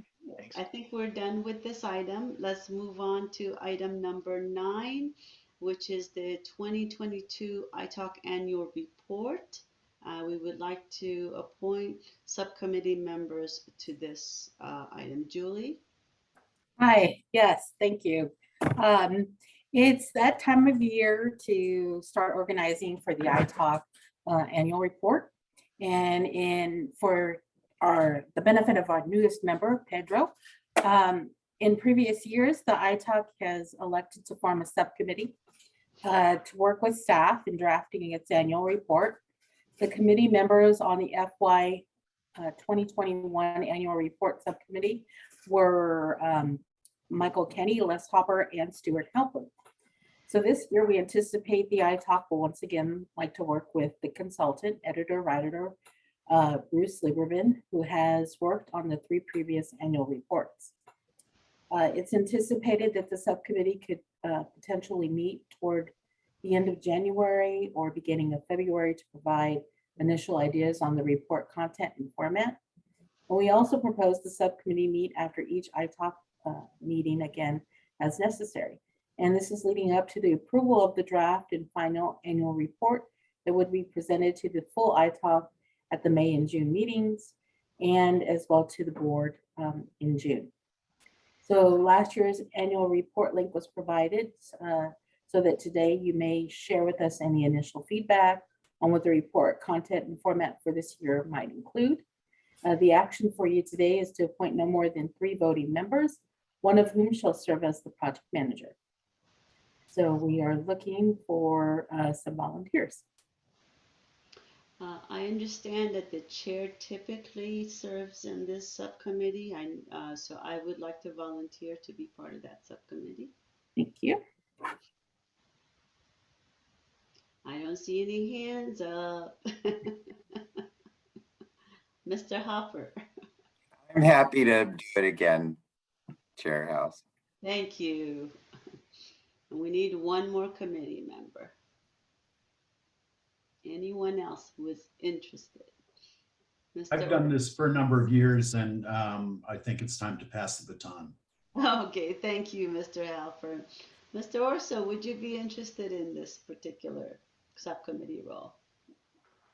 I would, although I don't know that I can contribute too much being so new, but I would. It's trial by fire. We'll get you acclimated. All right. Not being able to contribute much has been one of the principal criteria of past membership. Oh, good. Then I'm in. Mr. Kinney, I know you have your hand up. I think Pedro is going to do a great job. So you're voting for Pedro. Oh, wait, I thought you wanted the job. If you want it, I'm more than willing to let you do it, Michael. Yeah, well, I've done it in the past and I'm happy to do it again. Though it's a good one to get on as a new member. But what other subcommittees are you committed to? None. Here. Yeah, so my support for yourself. Thank you. Okay, so it looks like the subcommittee members that have volunteered include myself, Mr. Orso, and Mr. Hopper. May I have a motion to approve the subcommittee members? Mr. Fuller. At least if I get my video to start here. There, is that working? Yes, it is. Yes, I would move approval as you stated. Thank you very much. Mr. Halpern. I second the motion for that very impressive slate to take on. Thank you so much. Clerk, please call for a vote. Okay. CEO, Private Sector Chair Sunny House. Approved. Finance Budgeting Vice Chair Stuart Halpern. Approved. Real Estate Right-of-Way Jonathan Frankel. Approved. Licensed Civil Engineer Traffic Engineer Michael Kinney. Approved. Contractor Construction Pedro Orso Delgado. Under duress, yes. Biology Environmental Dustin Fuller. Approve. And Licensed Engineer Les Hopper. Not under duress, I approve. And that motion passes. Thank you, everyone who has come forward. Looking forward to working with you, Les, and Pedro on this subcommittee. So, all right, let's move on to item number 11, Regional Digital Equity Strategy and Action Plan, Accelerating Digital Communication. Chair House, I think we skipped item number 10, which is the RTIP amendment number 8. You're right. Sorry about that. My screen was on the wrong spot. Yes, so 2021 Regional Transportation Improvement Program Amendment number 8. Mr. Ratcliffe, are you with us? Yes. Yes, thank you, Chair House. I'm here. Go ahead. Okay, thank you, Chair, and good morning, members of the ITOC. I'm here today with Amendment 8 to the 2021 Regional Transportation Improvement Program, or RTIP. On February 4th, the Transportation Committee is expected to approve Amendment 8. The ITOC is asked to provide feedback on the proposed amendment, focusing its review on the TransNet-funded projects. Amendment 8 is a regular quarterly amendment that's being processed to accommodate changes to projects in the SANDAG FY22 program budget, as well as some changes requested by local agencies. Attachment 1, beginning on page 26 of today's agenda, is the summary of changes report showing the prior and revised project costs, the cost difference, and the percent change in each project. The table has been sorted in descending order by the absolute value of the change in dollars. Some key changes I'd like to highlight in this amendment are the programming of $22.7 million of Senate Bill 1 Trade Corridor Enhancement Program, or TSEP funds, which were awarded to the City of San Diego for the La Media Road Improvements Project, and also the programming of a $12.1 million Active Transportation Program, or ATP award, for Phase 4 of the Inland Rail Trail. In Attachment 2, beginning on page 30, you'll find the changes proposed in this amendment specifically for the projects funded with TransNet. Each project lists TransNet at the top, followed by any other funding programmed on the project. We also show the TransNet subtotals and other subtotals to show you how much TransNet and other funds are programmed. Attachment 3 shows changes made during the public comment period. And Attachment 4 is the TransNet programming analysis showing changes in LSI programmed between this amendment and the previous formal amendment. In this case, the last formal amendment was Amendment 3, which was presented to the ITOC at the July 14th, 2021 meeting. This attachment includes a second table illustrating how agencies are working to program more of their LSI and their LSI carryover. Finally, Attachment 5 summarizes the TransNet eligibility requirements analysis for Amendment 8. That concludes my report, and I'm happy to take any questions. Thank you, Mr. Ratcliffe. Are there any members of the public who have comments? I don't see any hands. Okay, how about members of ITOC? Are there any questions, comments for Mr. Ratcliffe? I don't see any. So thank you, Mr. Ratcliffe, for your item. Appreciate the information. This is information only, so we can move on. Item number 11 now is back to number 11, Regional Digital Equity Strategy and Action Plan. We have Crystal Ayala with us. Go ahead, Ms. Ayala. Hi, good morning. Morning. So my name is Crystal Ayala, and I'm a partnership strategist with the Mobility and Innovation Department here at SANDAG. And I'm really happy to be here to share an update on an effort that we kicked off a little bit over a year ago.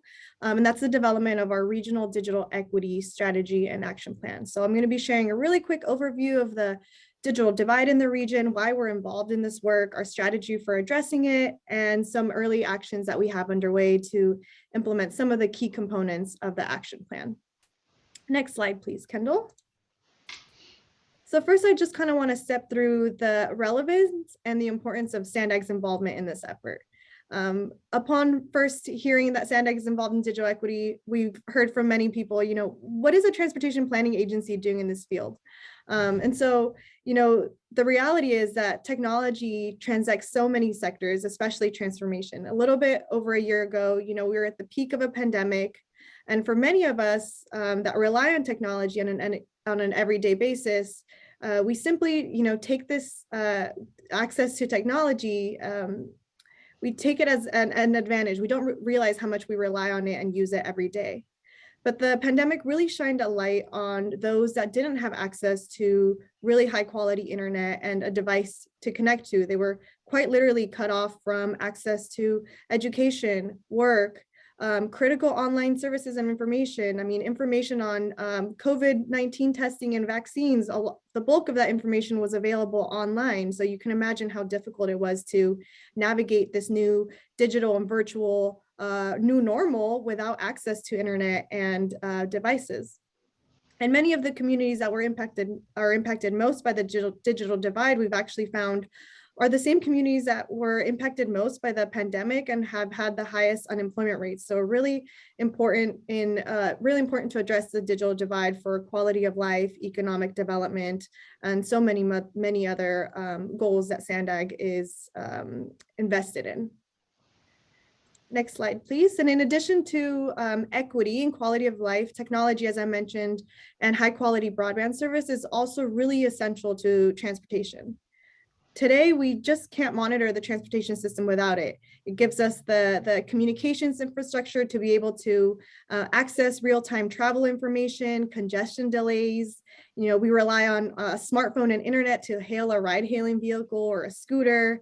We rely on this information to access trip planning tools, to use your Pronto card. And in the future, we're going to rely on even more heavily on technology and connectivity. Connected and autonomous vehicles simply just won't work without this kind of infrastructure. So planning for communications and digital infrastructure is just no longer an optional amenity or a feature of a project, but it's a really critical component for transportation projects moving forwards. And as an MPO and a transportation planning agency, SANDAG has a really important role to play in building out this infrastructure and advancing many digital equity initiatives with our partners. Now I'm going to be talking about broadband infrastructure a little bit further in the presentation. So I want to spend some time just kind of walking you through how the broadband network looks and works. And I think if the nexus to transportation wasn't strong enough, maybe this illustration will help kind of illustrate that parallel to transportation even further. So this diagram here shows where there's a fiber optic backbone. So you can think of this fiber optic backbone, that first piece in providing broadband, like a major interstate or like the Amtrak rail service that crosses the country. And then there's that middle mile fiber network, which connects the backbone to the internet service providers' distribution hubs. So you can think of this like our state routes or the Low Sand Corridor or the Orange Line trolley. And then there's that last mile that connects the provider to our homes and our businesses. And that connection doesn't need to be fiber, like with the backbone or the middle mile network, but it can be provided by a variety of means, whether that be cable, DSL, satellite, or wireless, much like last mile connections to transit, whether that be a bike, a scooter, or walking. Next slide, please. So SANDAG's role in this space really was kicked off with some momentum at the state level, which started back in August of 2019 when Governor Newsom signed Executive Order 7320, which directed various state agencies to take specific actions to expand high-speed broadband statewide and to increase the level of service of broadband. So at the federal level, broadband is internet speeds that are provided at 25 megabits per second download speeds and 3 megabits per second upload. And the state sort of increased that level, that threshold, to 120. So this is quite a bit higher. And then following that, a few key pieces of legislation, Senate Bill 4, Assembly Bill 4, and then Senate Bill 156 were also signed over the summer of last year, which in short just really increased the available funding for digital equity programming and communications infrastructure more broadly throughout the state. So a lot of momentous legislation pieces here and a huge investment in broadband and the associated infrastructure. So at the regional level, we also took action. Last January, we asked the SANDAG Board of Directors to adopt a resolution committing to develop this strategy to bridge the digital divide. We formed a digital divide task force that consists of public and private stakeholders to support us with developing this strategy. And then we've also been working with a coalition of leaders across Southern California to ensure that this broader region, working with our partner SCAG, which makes up 60% of together we make up 60% of the population, to ensure that we're coordinated and that we're working together in developing our approaches for digital equity policy and planning.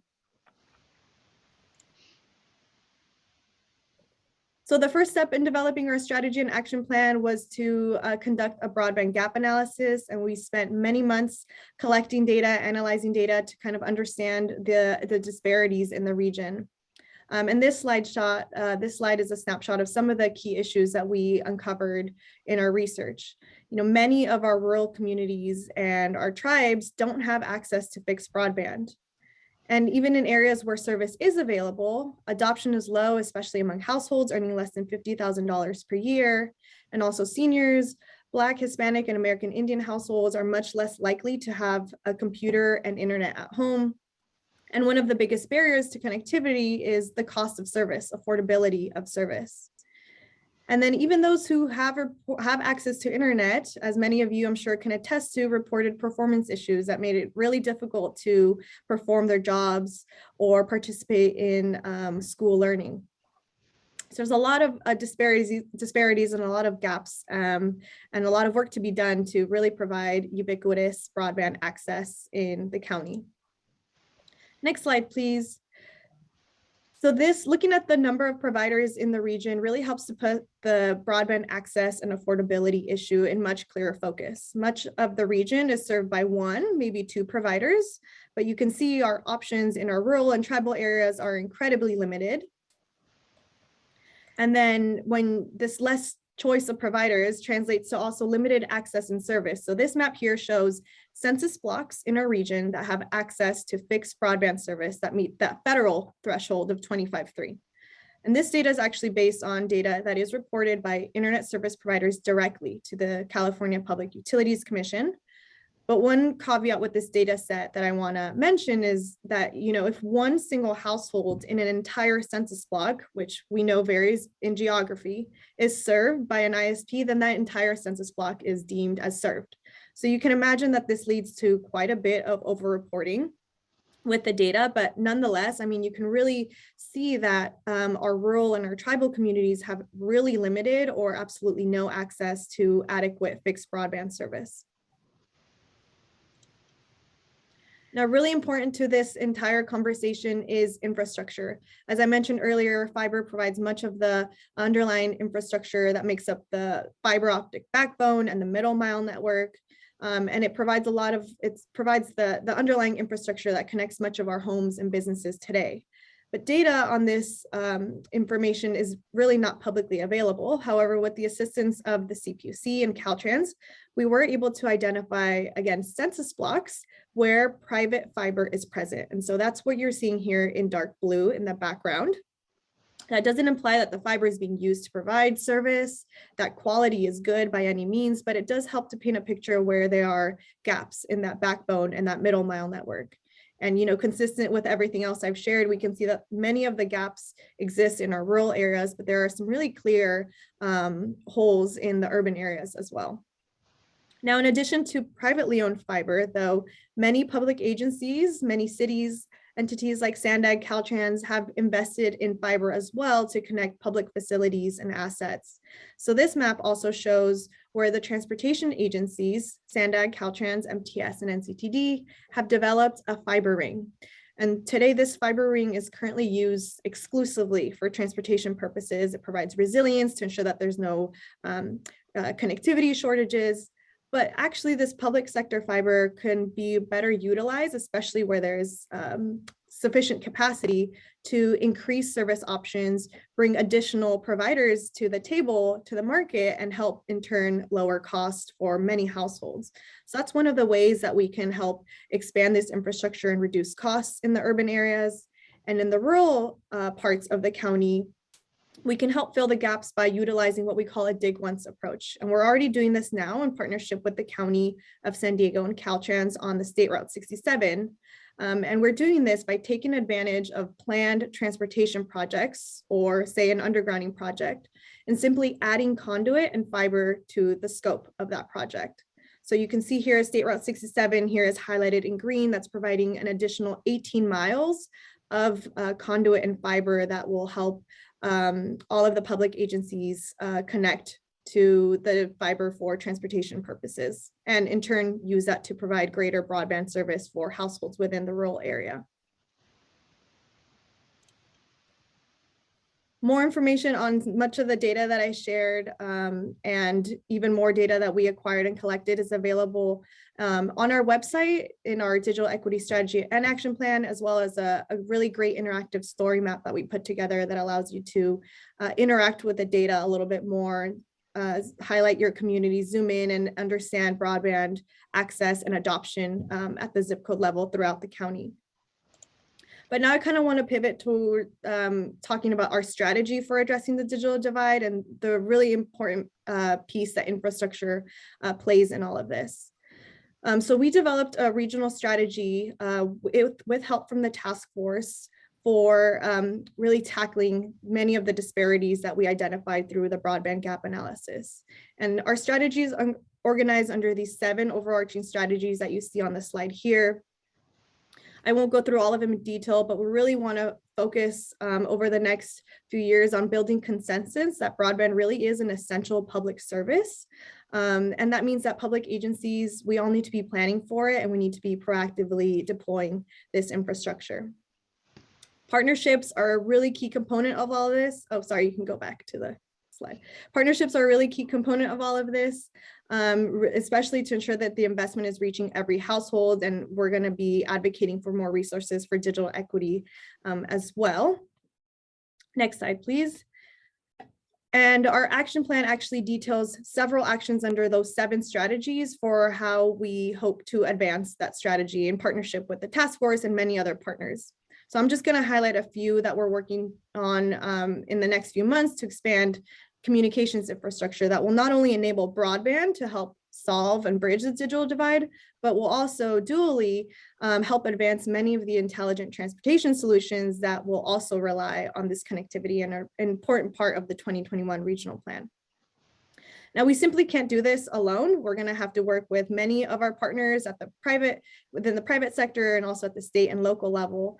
But we're going to be convening a permitting work group in the next month that consists of many local jurisdictions to help collectively and proactively plan for this digital infrastructure, hoping to develop model policies and templates for how we might share fiber, things like master encroachment permits. And we also want to inventory all of the public digital infrastructure that's out there, in addition to the transportation fiber and develop a master plan for how we might build a really resilient fiber ring that can connect all of our jurisdictions, support the transportation network, support things like smart intersections, smart signals, and then in turn use that infrastructure to provide more affordable internet or free internet in public locations like city halls, community centers, and libraries.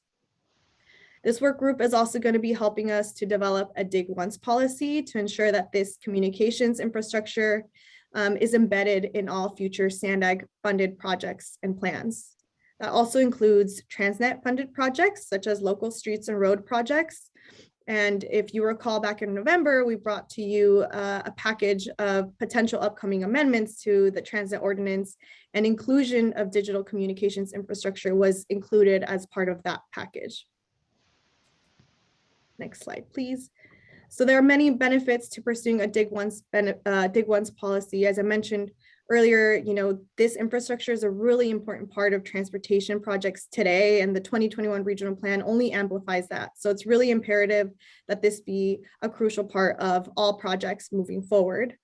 And there are various state and federal activities that have underscored the need for a regional dig once policy as well to help the region better prepare for the deployment of this infrastructure and to also make the best use of public infrastructure and funds. So a few years ago, AB 1549 directed Caltrans to facilitate this and do exactly this by installing broadband along state highway projects. And then more recently, the state's governor, the governor's executive order also reinforced, Caltrans' really important role in building out this infrastructure by using a dig once and a dig smart approach. And then just last month, the Federal Highway Administration published a new rule also facilitating the installation of broadband within transportation projects nationwide. And this is going to be a really crucial mechanism for how we anticipate many of the Infrastructure Investment Jobs Act funding, that is allocating $65 billion in broadband to sort of roll out. So for many decades, this digital infrastructure has really been invisible to us because we don't see it, but many projects like the Mid-Coast, the North Coast Corridor, these are all projects that rely on this infrastructure and would really not come to fruition without it. Many cities throughout the state have adopted formal dig once policies, and this really helps to streamline the deployment of this infrastructure.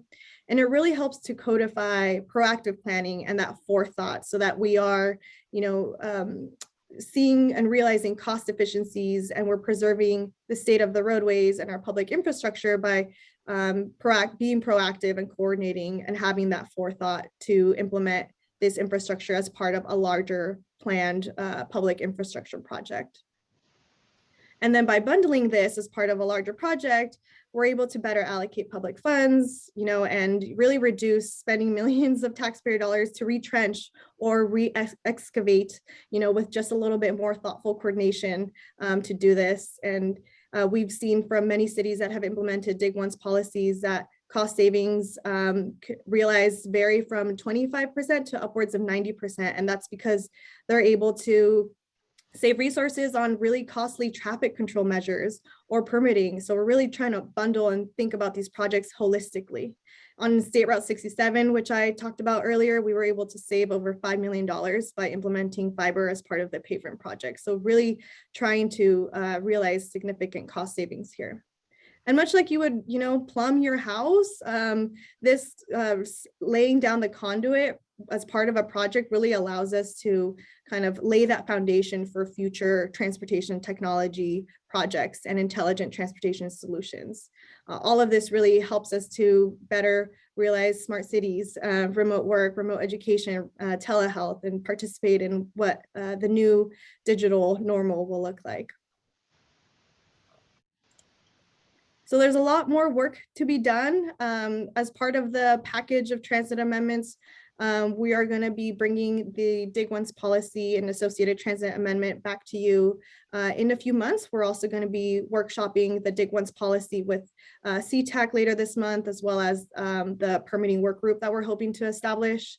And then pending feedback from you and many other stakeholders, we will then be taking this as part of that broader package back to the board of directors later this year. So happy to answer any questions. Thank you. Thank you, Ms. Ayala. Great presentation. Let's go to public comments. I do see one hand up, clerk. Yes, we have Dr. Bailish. Okay, go ahead, Dr. Bailish. Thank you again, if you can hear me, for entertaining a comment. Great presentation. Thank you. So clear. I just transferred a cell phone to another company, and wireless costs are astronomical for the average person.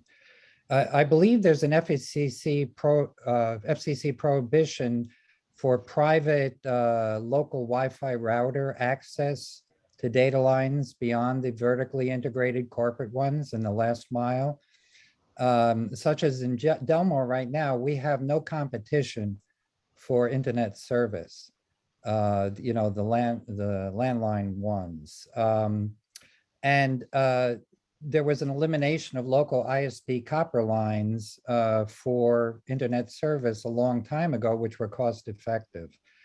Is there any provisions for individual non-governmental private provider access to fiber for sharing of these access points, particularly in the rural lower income areas, to balance network access responsibilities and rewards? That is a concern. Thank you. Ms. Ayala, do you have any response or any comments?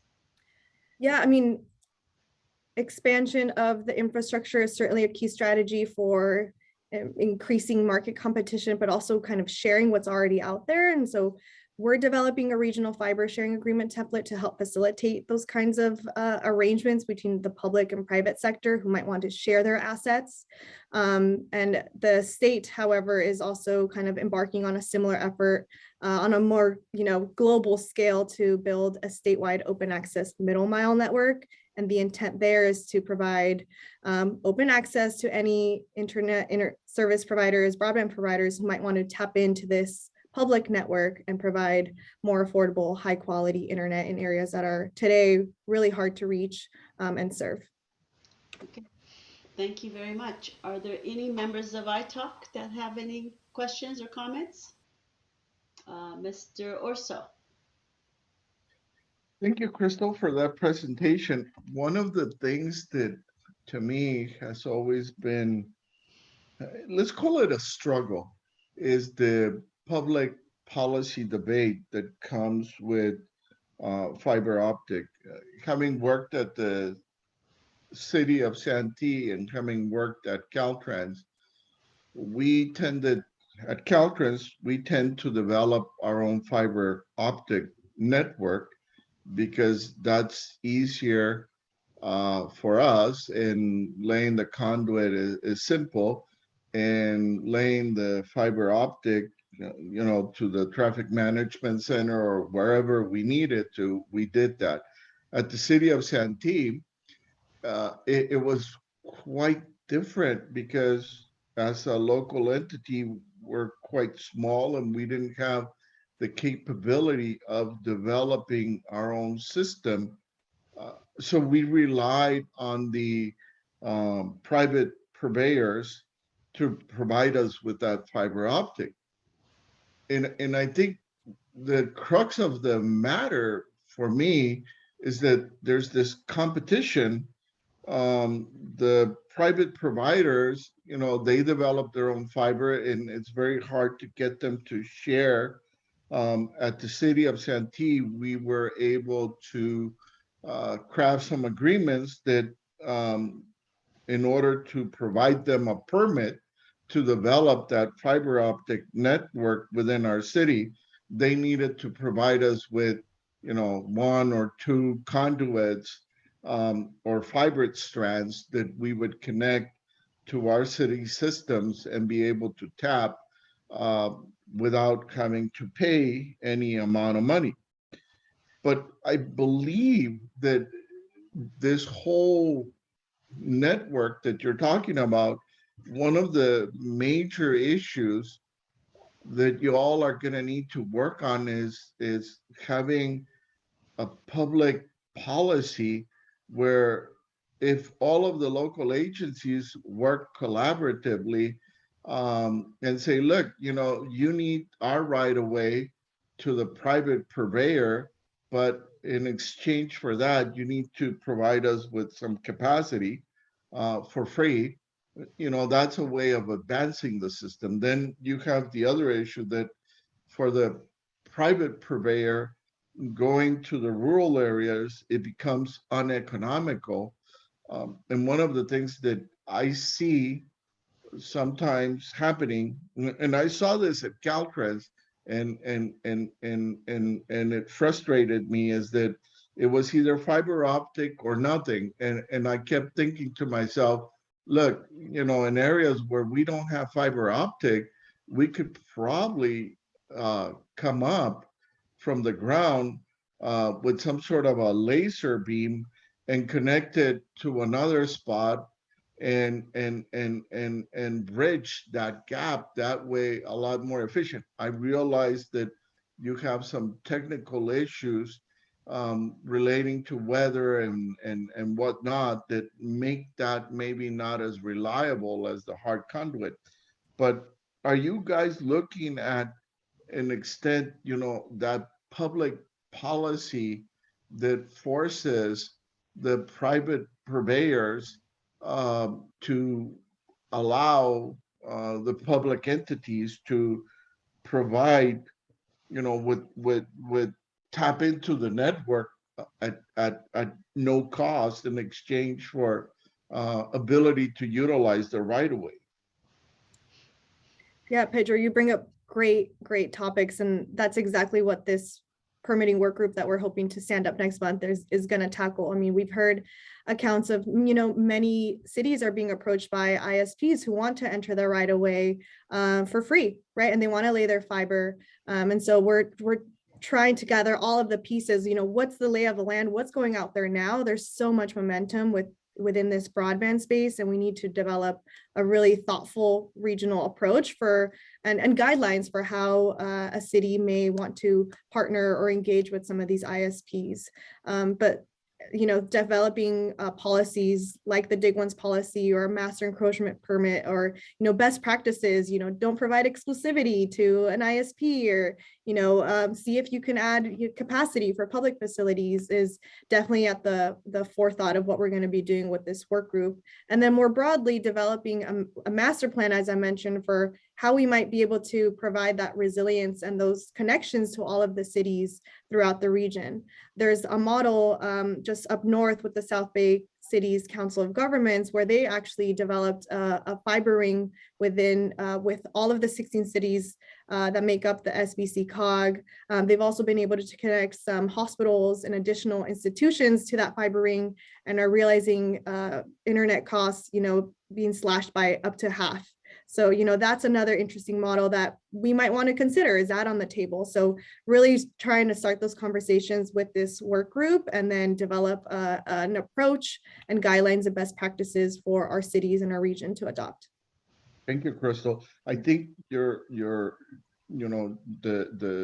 group that you're looking at and the thoughts that you're sharing with me is probably the way to go. I think if we stop being each city or each government entity developing their own network or system, it hasn't proven to be the most effective way. I think we could go a long way if we all share and we all play to the same sheet of music with the private purveyors. Very good.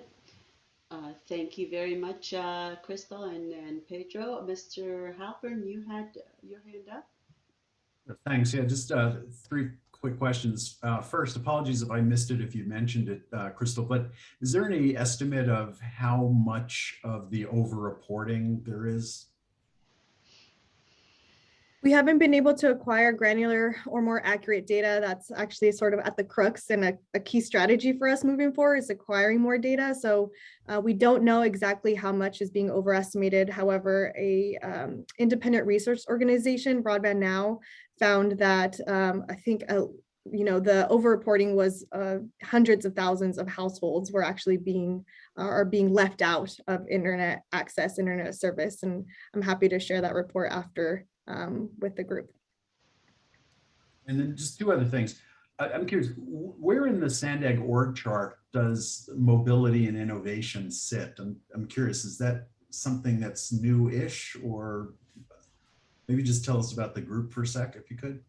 Yeah, the department, and we have our mobility planning manager here as well. The department is part of our overall planning umbrella, but our department specifically handles a lot of, the future of transportation, mobility hubs, planning for flexible fleets, advancing many of the technology initiatives in the regional plan. Danielle, anything else you want to add about the department? Sure, we're about 3 years old now. And yeah, our director is Antoinette Meyer. She headed up the development of the 5 big moves for the regional plan. And we're doing lots of fun and exciting stuff, innovative. And the other thing that relates to that, I thought this was an excellent presentation. I'm curious if you guys do this yourself, or is there like a specialist group at SANDAG that's helping do these things? Because I have to say, I think I've really seen over the few years that I've been on the ITOC real improvements in the quality of the presentations, but this one was really outstanding. Thank you, appreciate that. We couldn't have done it without the data analysis. We couldn't have done without the help of our GIS team here, but this was entirely an in-house effort. It was truly all hands on deck to deliver this strategy and action plan by the end of the year, which we were able to do and adopt. So yeah, much appreciated, and thank you for the feedback. Yeah, really great job, thanks. Very well. I don't see any other hands up, but Crystal, I have a question about funding. I understand that there's about $65 billion for internet broadband and improvements in the transportation bill, in the infrastructure bill, actually. And I understand about $1 billion is coming to California, if I'm not mistaken. What are you all doing to see if you can maybe take advantage of some of that funding? Yeah, we are doing a lot, actually. As I mentioned, we've been partnering and working closely with our partner at SCAG to really lobby and advocate for as much funding as we can to the entire Southern California region. Much like transportation, digital equity doesn't stop at the county line. So we really need to be thinking coordinated, have a coordinated approach and a thoughtful approach for how we bring that funding here. We're still waiting to see exactly how the federal funding will flow. We anticipate a combination of formula funds and discretionary grant programs. And so for those grant programs, we're getting ready now to identify partners who want to jointly go in on grant applications and bring broadband project funding to the regions, and we're doing that in partnership with SCAG as well. So we're also participating through rulemaking processes at both the state and federal level to make sure that we are not leaving any stone unturned. Excellent. We look forward to hearing more about that. Thank you again for your presentation. It was wonderful and we appreciate it. It's fascinating to see this side of the transportation network as well. So moving on, our final item on the agenda is future meeting schedule. And Julie, you want to take us home with this last item? Sure. So, sorry. There we go. Hi.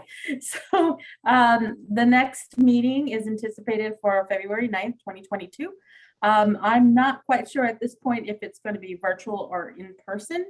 I think that we are planning for an in-person meetings in February, so stay tuned. We'll stay flexible and do whatever it takes to get things done. So thank you, Julie. Thank you everyone for attending, the members of the public, my ITOC committee members, as well as all SANDAG staff. This was very excellent. And I continue to be impressed with the caliber of the reports and all the effort that everyone puts into doing this work. Pedro, did you have any final comments? No, ma'am. I just was going to say goodbye. Your camera. So, okay. So with that, we're adjourned.